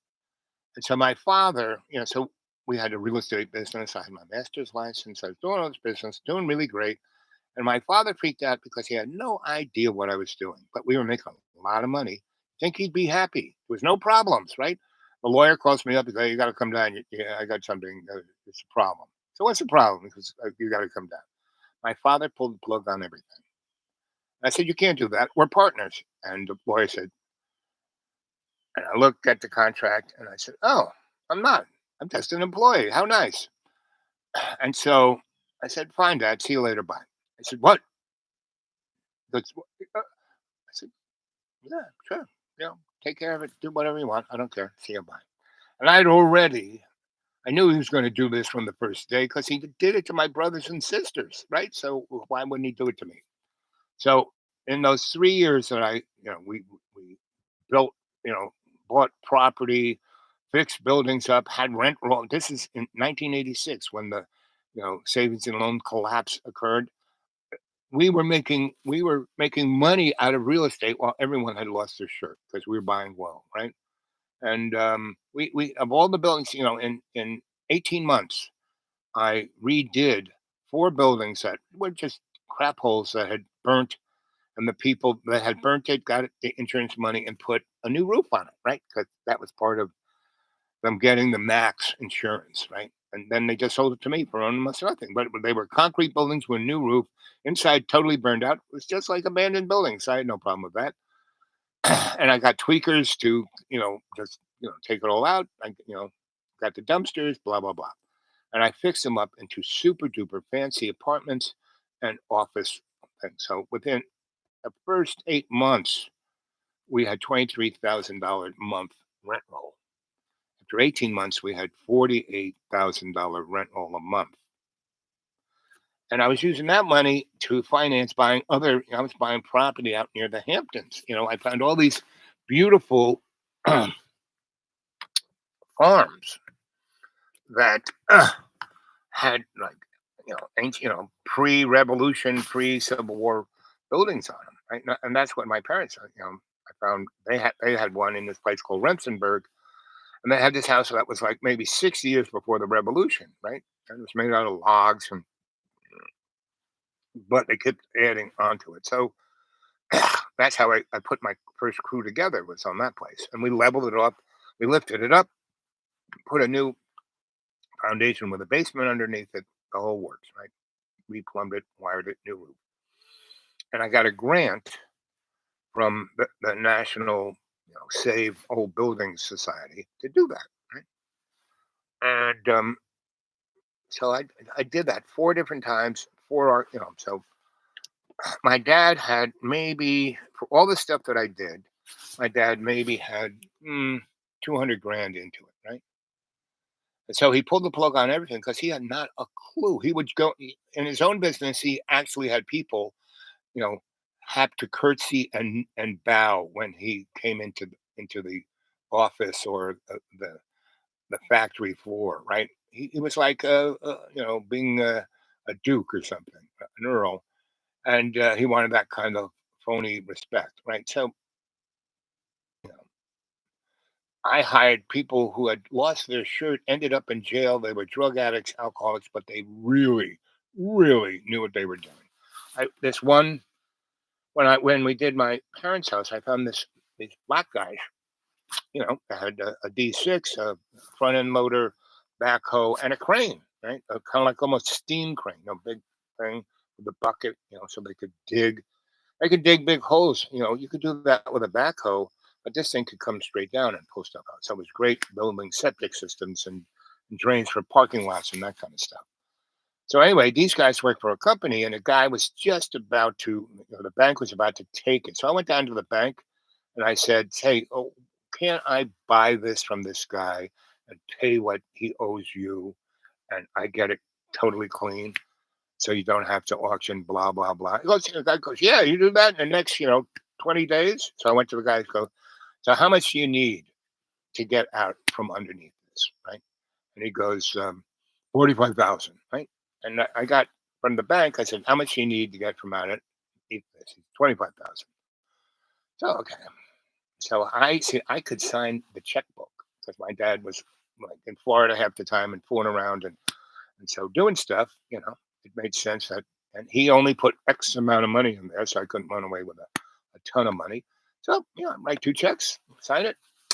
And the banker guy knew me and was like, a banker guy would say, "I wish you were my son. I'm so proud of you. It's amazing what you're doing," right? So, same with a lawyer, right? Lawyer was the same guy. So, you just don't stop, right? And I was involved with the Stop Storm campaign and all kinds of stuff. And and I got this girl to start an art gallery in Soho and Southampton, and she made a shitload of money. Her name was, what was her name? It'll pop in my head. Anyway, so my dad got upset that so 45,000 and 35 or 25, let's just say 25,000. So that's 50 plus 20, that's 70 grand, not a problem. And I had gotten this whole construction company with bulldozers and trunks and dump trucks and everything, and 60 acres and it was in Islip, right where the what you call it, the Long Island Expressway stopped, and it kind of went off this way into Sunrise Highway and this way. And so I said, someday this property's going to be worth a fortune because someday all of the development's going to come out here. They're going to want to build a big super mall here, right? It was 60 acres. It's perfect for a mall. And the great, Long Island Expressway, Sunrise Highway, 25A, right? So anyway, I get that, for 70 grand. That's like, and all that equipment, right? And so it was the old black guy, has 2 sons. And his sons were sharp. They were all sharp as a tack. The father had been in World War II and was on Omaha Beach, and he got the silver. He got every kind of medal he could get because the Germans had them pinned down because the French had all these berms that had been there for like 100 years, and you couldn't get through them. and the tanks wouldn't get through them. And this guy just said, so he was like the motor pool guy. So he went on, got off with the first or second thing, and in his trucks, he had these armor. He would take things and soup them up for himself. So he had these big, 2 ton trucks with tracks, not tires, right? So it could go through anything, right? It's kind of like the Nazis' armored car, right? So anyway, he had all his equipment in there, welders and you name it, he had it in there. And so he cut with torches while people are shooting at him. He cut the Germans had taken I beams and welded them together as tank traps, and he just cut them apart and then welded them on the front of the tanks and put another wheel underneath their tread so the tank would have a little more incline in the front, so these tanks could just plow into these berms with the steel beams poking right through and then just drive up them, and it would like pull the stuff off, and so they could get through all of them and get behind the Germans and kill them. And he thought that up while people are shooting at him, and no one, he was just a sergeant, and the officers were all dead. There were white guys who were scared, and they got shot. All the black guys. So now he was the highest ranking guy, sergeant, right? And so he does that. No one gives him an order. He just sees what needs to be done. He goes and does it, and it saves the day. It saves like maybe 1 million guys' lives. How many guys they were dumping on there, and the stuff was just backing up, and they were easy targets because the Germans had these 77s, artillery things pointed straight down at the beach, not just machine guns. And so, he saved the day, and he did that within 4 hours. Figured it out, cut the steel, welded them on about 6 tanks. They broke through, came behind, and blew up the artillery that was there. Right? And so when he's doing it, this general comes up and says, "What are you doing?" And he explains it to him, and the general goes, "That's brilliant." And he says to his aide, "This guy is a major. I'm giving him a field promotion. He is a major, and he's on my staff." Right? Whatever general he was, not Patton. He was, whatever. There's a piece of Bradley. He was Bradley, right? This guy. So he went from sergeant to major. The leaf on his thing, and he got out as a colonel, right? And at the end of the war, he was about to be shipped off to Japan, and they sent him to Detroit to figure out how to, make something better, right? So as soon as the war was over, "Thanks for your service. See you later. Bye." So Bradley said, "I want you to," he was going to send him to, the Army University, whatever they call that place. But that would have been the first black, no, that wasn't. But so he gets him into a college and gets him a college degree in engineering, right? And because he was sent to Detroit, he did it in Detroit and was working in Detroit. Met this nice girl in Detroit that had kids. Anyway, he got to is where he could go, and he, grew up in Long Island, where this guy was. So he knew that guy, went back there and said, "Hey," and so he was going to always, the white guy who milked it. "Oh, this will always, you can buy this for a song," right? So I bought it for 70 grand, and I turned to the family. I said, "Okay, I got a lot of stuff to build. You just give me the best price, and in 3 years, this place is yours, except the property. I own the property. You own the machines. I own the property. Got it? Okay." So I'm not me, our company.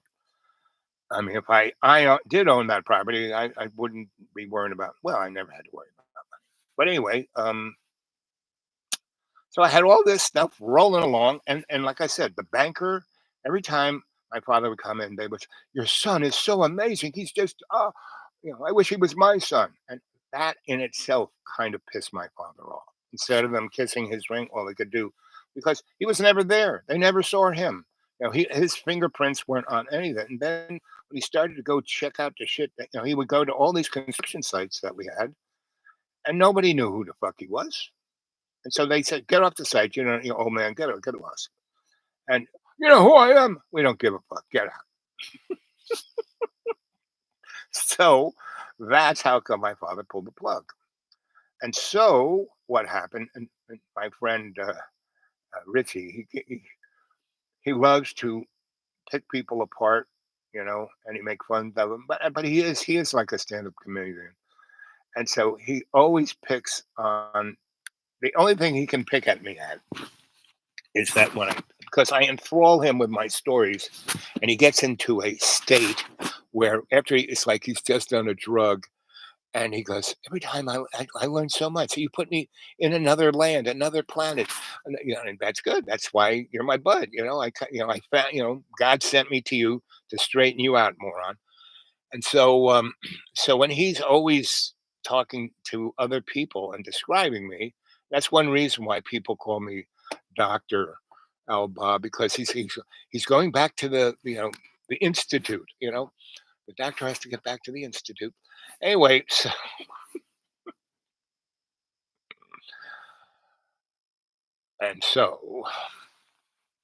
I'm in that office, and the lawyer goes, "Your father is not happy. He wants to dissolve the business." I looked at him. So what's my cut? And the lawyer goes, "Nothing." Well, I knew this. So in that 3 years that I did all this stuff, 3 years plus, I basically, did my own thing, using all of that momentum of all the stuff we were doing, other things that were mine, right? And that one time early on in this, and the first 3 6, when we did those 4 buildings in less than 18 months, and we were starting to get a pretty intense um, rent roll for a time when everyone was losing their shirt, and that I took all these people and put them on the payroll, and they were all people out of jail. I mean, when the banker said, these guys are, of course I know they're out of jail, and they're drug addicts and they're alcoholics. But they're amazing carpenters, and they're amazing masons, and they're amazing plumbers. And I got all the licenses for everything. I don't, and this is giving them a step up, you know. I would have, this is what really got people's attention, was that all the different construction sites, I had those guys live on them, so they wouldn't go get lost, right? So they didn't have any money to get rent. They couldn't, get a credit rating or anything. I had them live there, right? It was like, and so they would get up at 6 and start working, right? And I showed up with the donuts and coffee by 6:30. We'd work real hard until about 1:30. I would come back with Burger King for everyone, and they'd work another 2 hours, and they'd start drinking by about 2:30, and by 3:30 they'd stop, and then they would just kick back, and right. And if it was raining or nasty, I would take them to the movies after work. Wow. And the guy who had all the construction site, he had a school bus, right? So the black family, they and that's what they were. That just was their name, Blacks, right? Arthur Black and Joseph, and what was the other ones? It'll come to me. So that was a black family, and so we get in the school bus and go to the mall and watch a movie. So that end of Long Island, from Sayville till the Hamptons, that whole, we had a lot of stuff going on, and the cops. I got to know the cops really well, because I was trying to convince them that we had to stop the.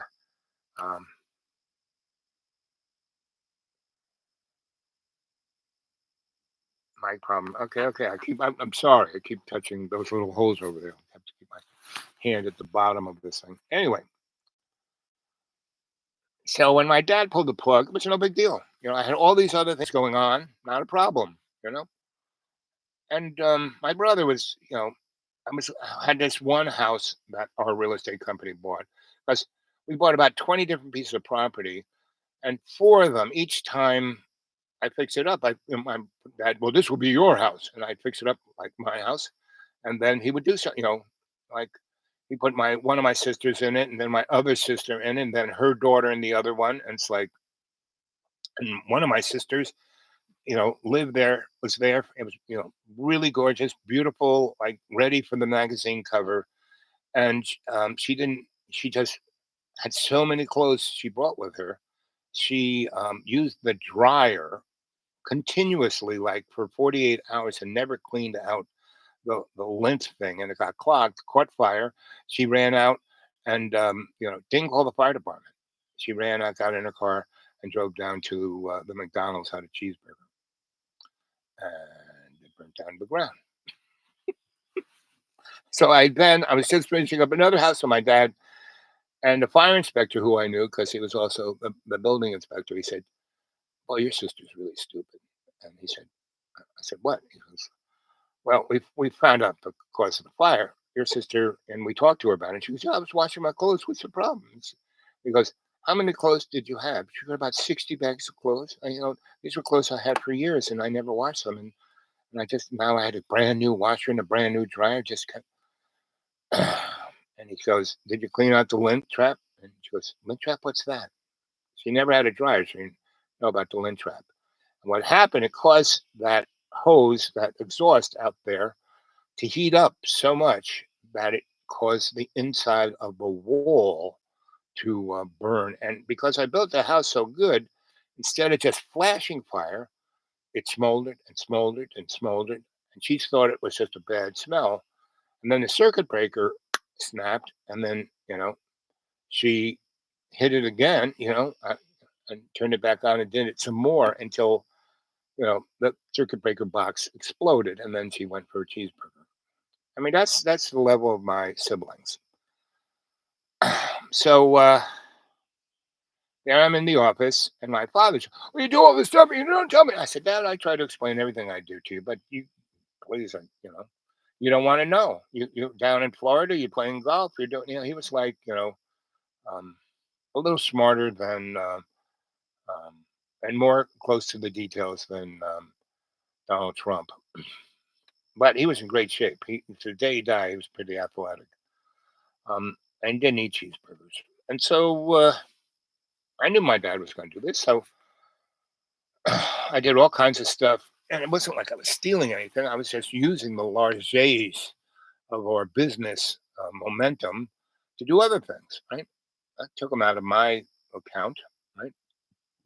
So I had that. But I was living in this one house. And my brother came and said, "You got to get out of the house. We're going to sell the house." And I said, "Fine." And I knew they were going to do this. So basically, this house was, this would take a whole nother show to describe what shape this house was in, but it was super haunted. It had just the most, it was darker than, a movie theater, right?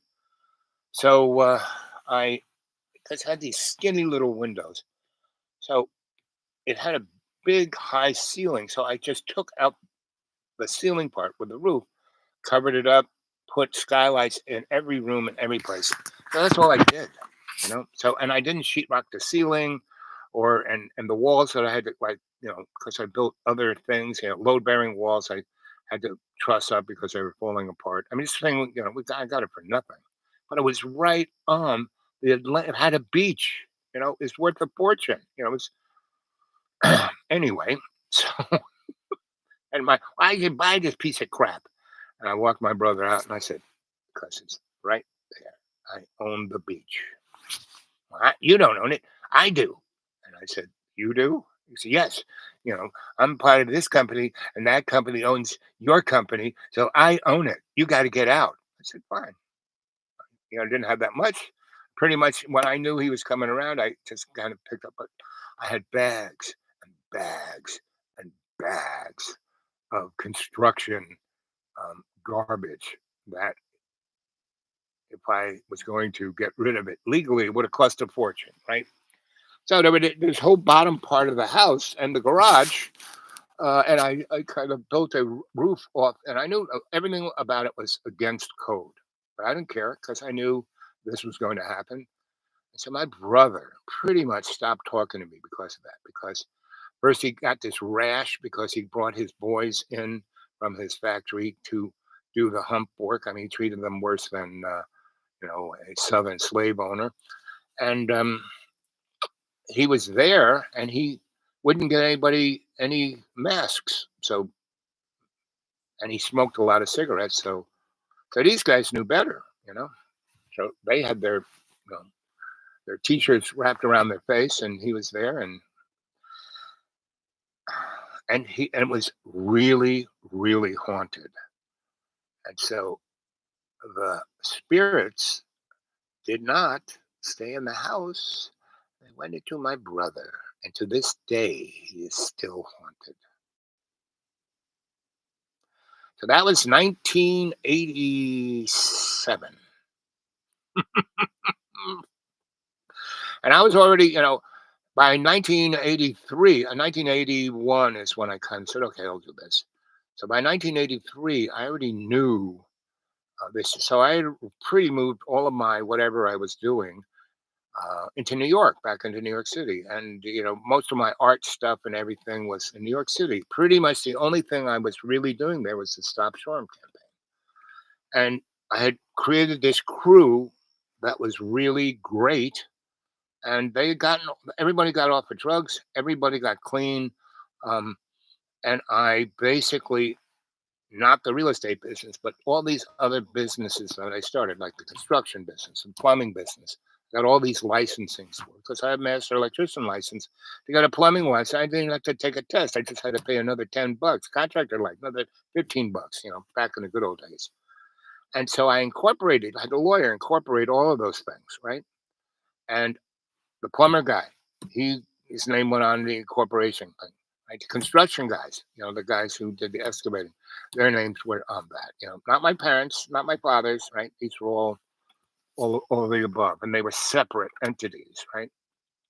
And so the property was owned by the real estate company, but the material, the tank, all of the construction equipment and all of that was, and by the second year, those guys had saved up, and the Black family saved up enough money. They bought another piece of property nearby there and just moved everything over there and left that. And I mean, they took the fences, they took the building that was there. It was a metal building.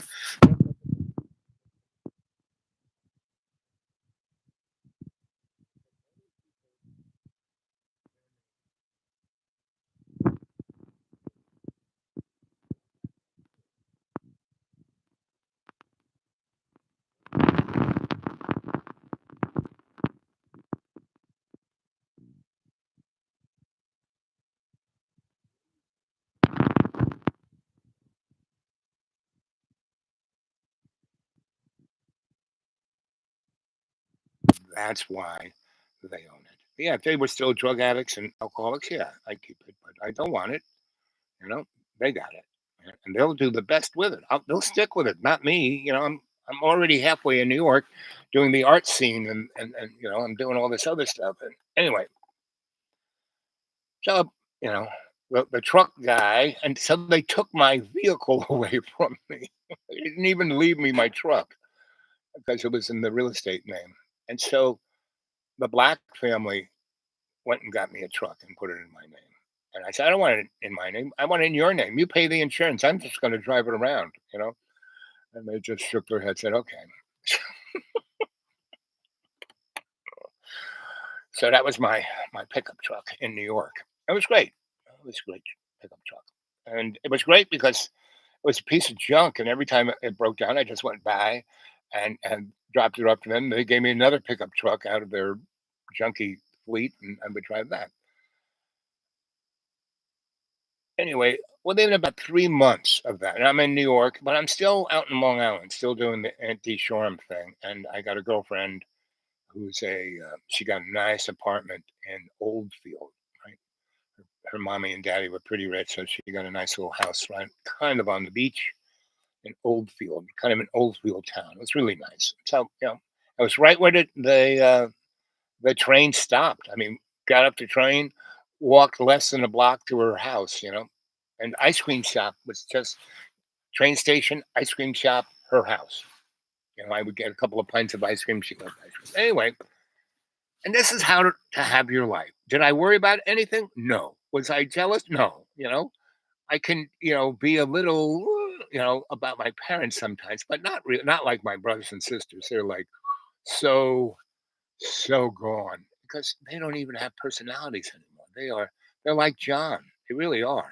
Because they just haven't lived a friggin' life. They lived a thing in reaction to my parents' angst. Me, because by the time I kind of went back to them, oh, come on, don't do that. I still got a little more time. So anyway, by the second or third month, I got a phone call, or I got a little. I didn't have there were no cell phones, but they did have the pager thing. I got a pager from the lawyer. He says, "Listen, I'm coming in New York. Let's have lunch. Let's go down. Let's go to that nice Jewish place I like so much." I said, "Fine, fine. See you there. At what time?" He said, "Oh, I'll see you at how about 2:30?" I said, "You know me. Anytime's good for me." So I showed up. We have a really nice lunch, and then I said, "Well, it's you in a rush?" And he goes, "No." I said, "It's about an hour. It's going to be sunset. Let's saunter over to the World Trade Center and go up to Windows on the World. Windows on the World. That's so fun. That's so expensive." So I said, "Well, that's not that bad. I know the guy who I work for the guy who owns Restaurants Associates." So we go up there. We go into that guy's office, and that guy has this big office, amazing view of everything of all of New York City. And then you go out this thing, and there's his dining room looking down onto all of well, there's another kind of level which is where the VIP room is, and then below that is the big dining room, right? So we have see him, and he always is cocktail time, right? And he always has a nice little tray of nashi stuff. So I invite him in and introduce him to my lawyer. I said, I don't know what lawyers you got, buddy, but you should hire this guy. He is the best, right? And so we have a really nice little evening. And then he goes, "Well, I got to get going. Got to meet my wife, and we're going to stay at the Waldorf. And so, how about breakfast at the the pom pom room?" I said, "Okay." So I go there for breakfast around 8, and his wife is there, and she's really sweet, and we're talking, and they're all talking about stories of all the stuff in the last 8 years, all the crazy stuff that's going on with my family and their family and me, and all the other stuff that I've done, and da da da da. And I've stopped the Shoreham nuclear power plant, and now what am I going to do? It's well, I'm starting this housing authority for homeless people.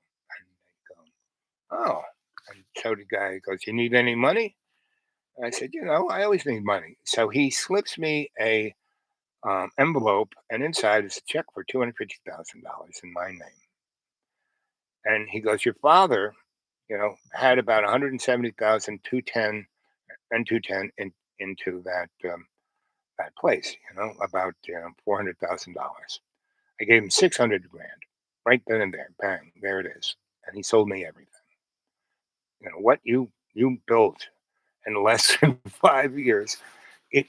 When the economy gets better, you had such an eye for real estate. All the places you got that people thought were a piece of crap, that's where the rich people are going to live. That's where the rich people want to, have their businesses. Right. So here's the down payment, right? I said, "Oh, gee, thanks." Right. So put that away, and uh, you know, spent another 2 years on the housing authority, and after that was done, in '88, I went up to Ithaca. Right? So I always had, and I put that into a CD. I had an investment banker friend, and he found me the best thing. If you kept it in there, this will make more money than the stock market. Stock market goes up and down. This thing's just going to keep making money. This thing will make money until they get rid of money. I said, "Okay." So I did. I just kept it in there, and I had a little credit card thing, debit card, whatever kind of card for that. And I could take 5 grand out of it a month until it dropped to a certain level, then 500. I never took that much money. I took, a couple, I never had a credit card. I used that as my credit card, and it wasn't credit; it was my money. So it's like a debit card before they called it a debit card. And so I never had to worry about money. I always had that, right? And I always had a pretty good paying job too that I liked. So I had two really good jobs in Ithaca. I had my job as a research analyst at Cornell, and I had another job working for Gus Baer, biggest electric company in upstate New York. Right? His daddy knew Grandpa Stoll. They were buddies, right? So, and I did exactly what I did for every other electrical company I worked for. I saved their butt, and and so I wasn't in their business. I was just a consultant, and so every Friday we would. And he had been, it was an amazing. His daddy built the biggest electric company, and he was an amazing musician. So at 18, he finished high school and went on the road. And the first person he played for was Elvis, right? Then the Big Bopper, and this long line of bands. And then he went to Nashville and was a famous recording studio. Then he went a musician. Then he went to L.A. and then he went to London. Played on. He was a music coordinator for the Beatles. I mean, this guy had, and he had photos of everything, right? So, and then he died, and then his daughter was really not, well, daughter-in-law. He had two sons who were just morons, and that's why I saved his butt, because we were doing really, as long as they wired houses, not a big deal. You can't screw up romance too much. They were doing hospitals and schools and jails, and power supply, and firehouses. He got some really big jobs, and he was about to lose it because these guys were screwing it up so bad. So I kind of put things in order, and so he was very grateful. And every Friday we'd sit and have cocktails and smoke boo and tell stories, and he would give me an envelope. And so that was, what I liked. So I worked for him for a good year, 2 years, or a year and a half. Then he died. That was it. And that afternoon, I got a phone call. It wasn't Friday, but it's this girl, the bookkeeper. Right? Well, you don't have to come to work. I said, what? Gus died. I said, really? Where is he? What funeral home? We've already taken care of it. We incinerated him and emptied the ashes out in the lake. Like, when did he die? Yesterday. You did what? Well, we did it legally, 24 hours, and then we did it. What? So I had to go to the lake and say, well, Gus, you're in a better place. Right? But I was still in Ithaca. I lived in Ithaca another year and a half. I lived in Borna. It's when I was a volunteer fireman and EMT and all that good stuff. And would still go back to New York and visit folk. And when I was in New York one time, and I would call up my mother and say, how you doing, Ma? Oh, okay. And so I called up my parents, and maybe not every week, not every month, like every 6 months, every 3 months, whatever. And they had my little, beeper. They could have called me, but anyway. So I call up my mom, and I'm in New York, and my mom answered, yeah, oh wow, how do I start you? And she said, you have to come here. I said, why the fuck do I need to come to see you, asshole? Well, because I'm selling that. I made this big house. We're selling the house. I said, oh, isn't that nice? Eat shit and die. No. You had to. You made that. So I wired his house as an automated house. So I built an automated house for my parents because my mom was kind of going blind, and so I wired it so if you walked into the room, the lights would go on, right? And I had clappers in outlets, so you could walk in, all the lights would go on, and you clap, and half the lights would go off. You clap again, and one lamp would be left on, right? So, and then she could clap again, and all the lights be off. But if there was a lightning strike nearby the house, or if there was the power went out, oh, the thing would have to reset itself, and it wasn't happy too much. And they had a guy who was a handy guy, and he really. My dad was in the Air Force, and this guy was in the Air Force. My dad was a colonel, so he was like very Air Forcey. So he would mow their lawn and um,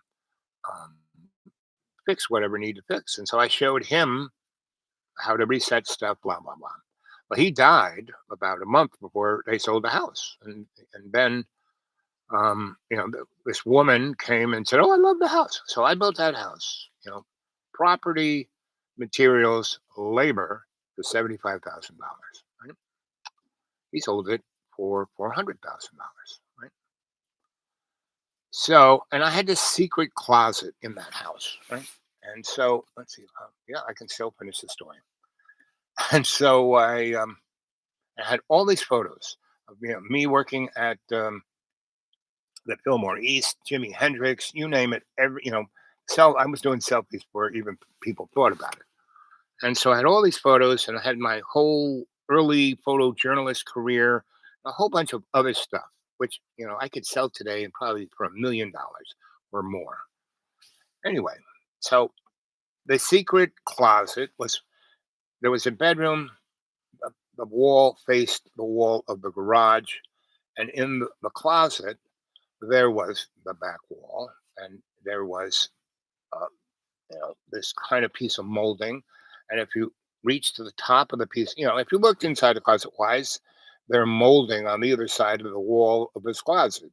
But most people didn't even see it, right? But you put your hand on top on the left side of that molding. There's a little button. You click it, and the whole back wall just popped, and there it was. And so the whole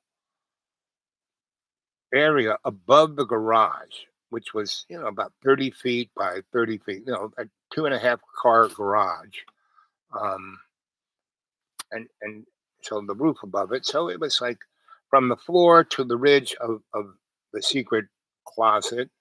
That was about 10 feet, and so the lowest part of the roof was about 6 feet, and it was 30 by 40, or it was a very large room, and I put all my stuff in it, right? And so when I showed up, right, and this lady was going to buy the house, and she was going to like sign the thing right there, but she wanted to know, she wanted everything. She was really just that's why she was paying like 400 and something $1,000, you know, and a house like that at that time, maybe you get 200, but it was a beautiful house. Right? I have pictures of soon if I can find them. Anyway, so the main backup, because I also had backup electric. I mean, the power went out, boom, the system kind of.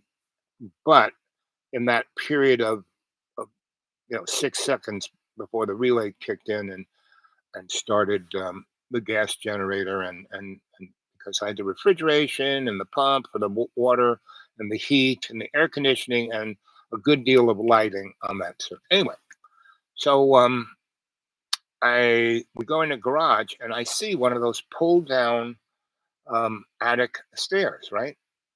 And now that stairs goes into my secret closet. Now, I didn't put that there. You got in through the closet of that bedroom. So, we're talking and I'm explaining everything. And then we come from the kitchen into the garage and I see this thing. And I go, wait a minute. And so I turn up the bright lights on the garage. Uh-oh. And so I pull down the stairs and I go up there and it is clean as a whistle. All my stuff is gone. And I'm standing on top of the steps, and my father, I look, I said, Dad, where did all my stuff go? He goes, threw it out. It's my house. I can do what I want. That's exactly what John Birmingham said when he took my birth certificate, my wedding certificate, the wedding certificate of my grandparents and photos of my grandparents. And so John did the same thing my dad did, right? And pretty much I did the same thing to John that I did to my dad. I just kind of said, Dad, why would you do that? It's my house. I can do what I want. I said, oh, I forgive you for that. It's just stuff.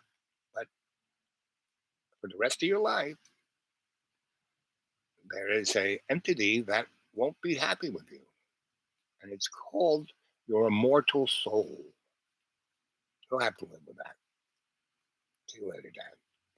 And you know, the woman said, "But I said, listen, here's my business card. I'm going to be around here for. I'm not going back to city. I'm going to go see some friends around here for the next few days. Give me a call tomorrow, and I mean, sign the deal. I'm not going to do it. Your father's a scumbag. He should. I'm paying him like 100,000 more than anybody else would." I said, "No, no, go ahead, give me the money." She said, "Really? You don't want any money?" No, because I'm fine with it, right? And it was because it was a lesson. It was well worth it. The amount of money I would make is chump change compared to what I learned from that scenario of forgiveness, of humility, right? So anyway, the lady, I saw her the next day. I brought her in there. I showed her everything. She's very, she wrote it all down. Blah blah blah. We went through the whole thing. I showed her how it all works. Uh, I we turned the power off. I showed how to reset when there's a power off, and all. I showed her everything, soup to nuts. And she goes, "Can I pay you anything?" I said, "Nah, just give me your business card. Anytime I need some investment advice, I'll give you a call." She goes, damn Skippy."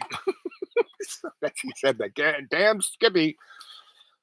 It took me a few years to find out what that meant. So that's the end of the show because the battery is about to, yeah, it's about to go. So I hope you enjoyed that one. 2 hours and 15 minutes. That was a good one. But the bottom line of this is always, everything you do it with your conscious intent of love's co-creation, right?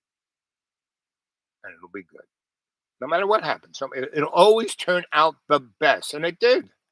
Because that lawyer, about 3 years later, when he sold everything for $1 zillion, found me. He went out of his way to find me and gave me another big check. And I went over, I called that lady up and said, "Here you go, invest this." Right? And so I had another big piggy bank full, and I said, "Invest it in stuff that I don't have to pay tax for." Right? So, and that's pretty much I never broke the law. I always had the best account. So after that, wherever I went, whether it was upstate New York, whether it was North Carolina, Georgia, Florida, when I needed a good investment or a good lawyer or a good banker, I would call either that lawyer guy or that investment girl and said, "Hey, I'm here. Who do you know that thing?" And when I started my consulting business for desperate lawyers, they were like, they just kept talking me up to all of these $1 zillion people. That's how it works. That is the flow of life.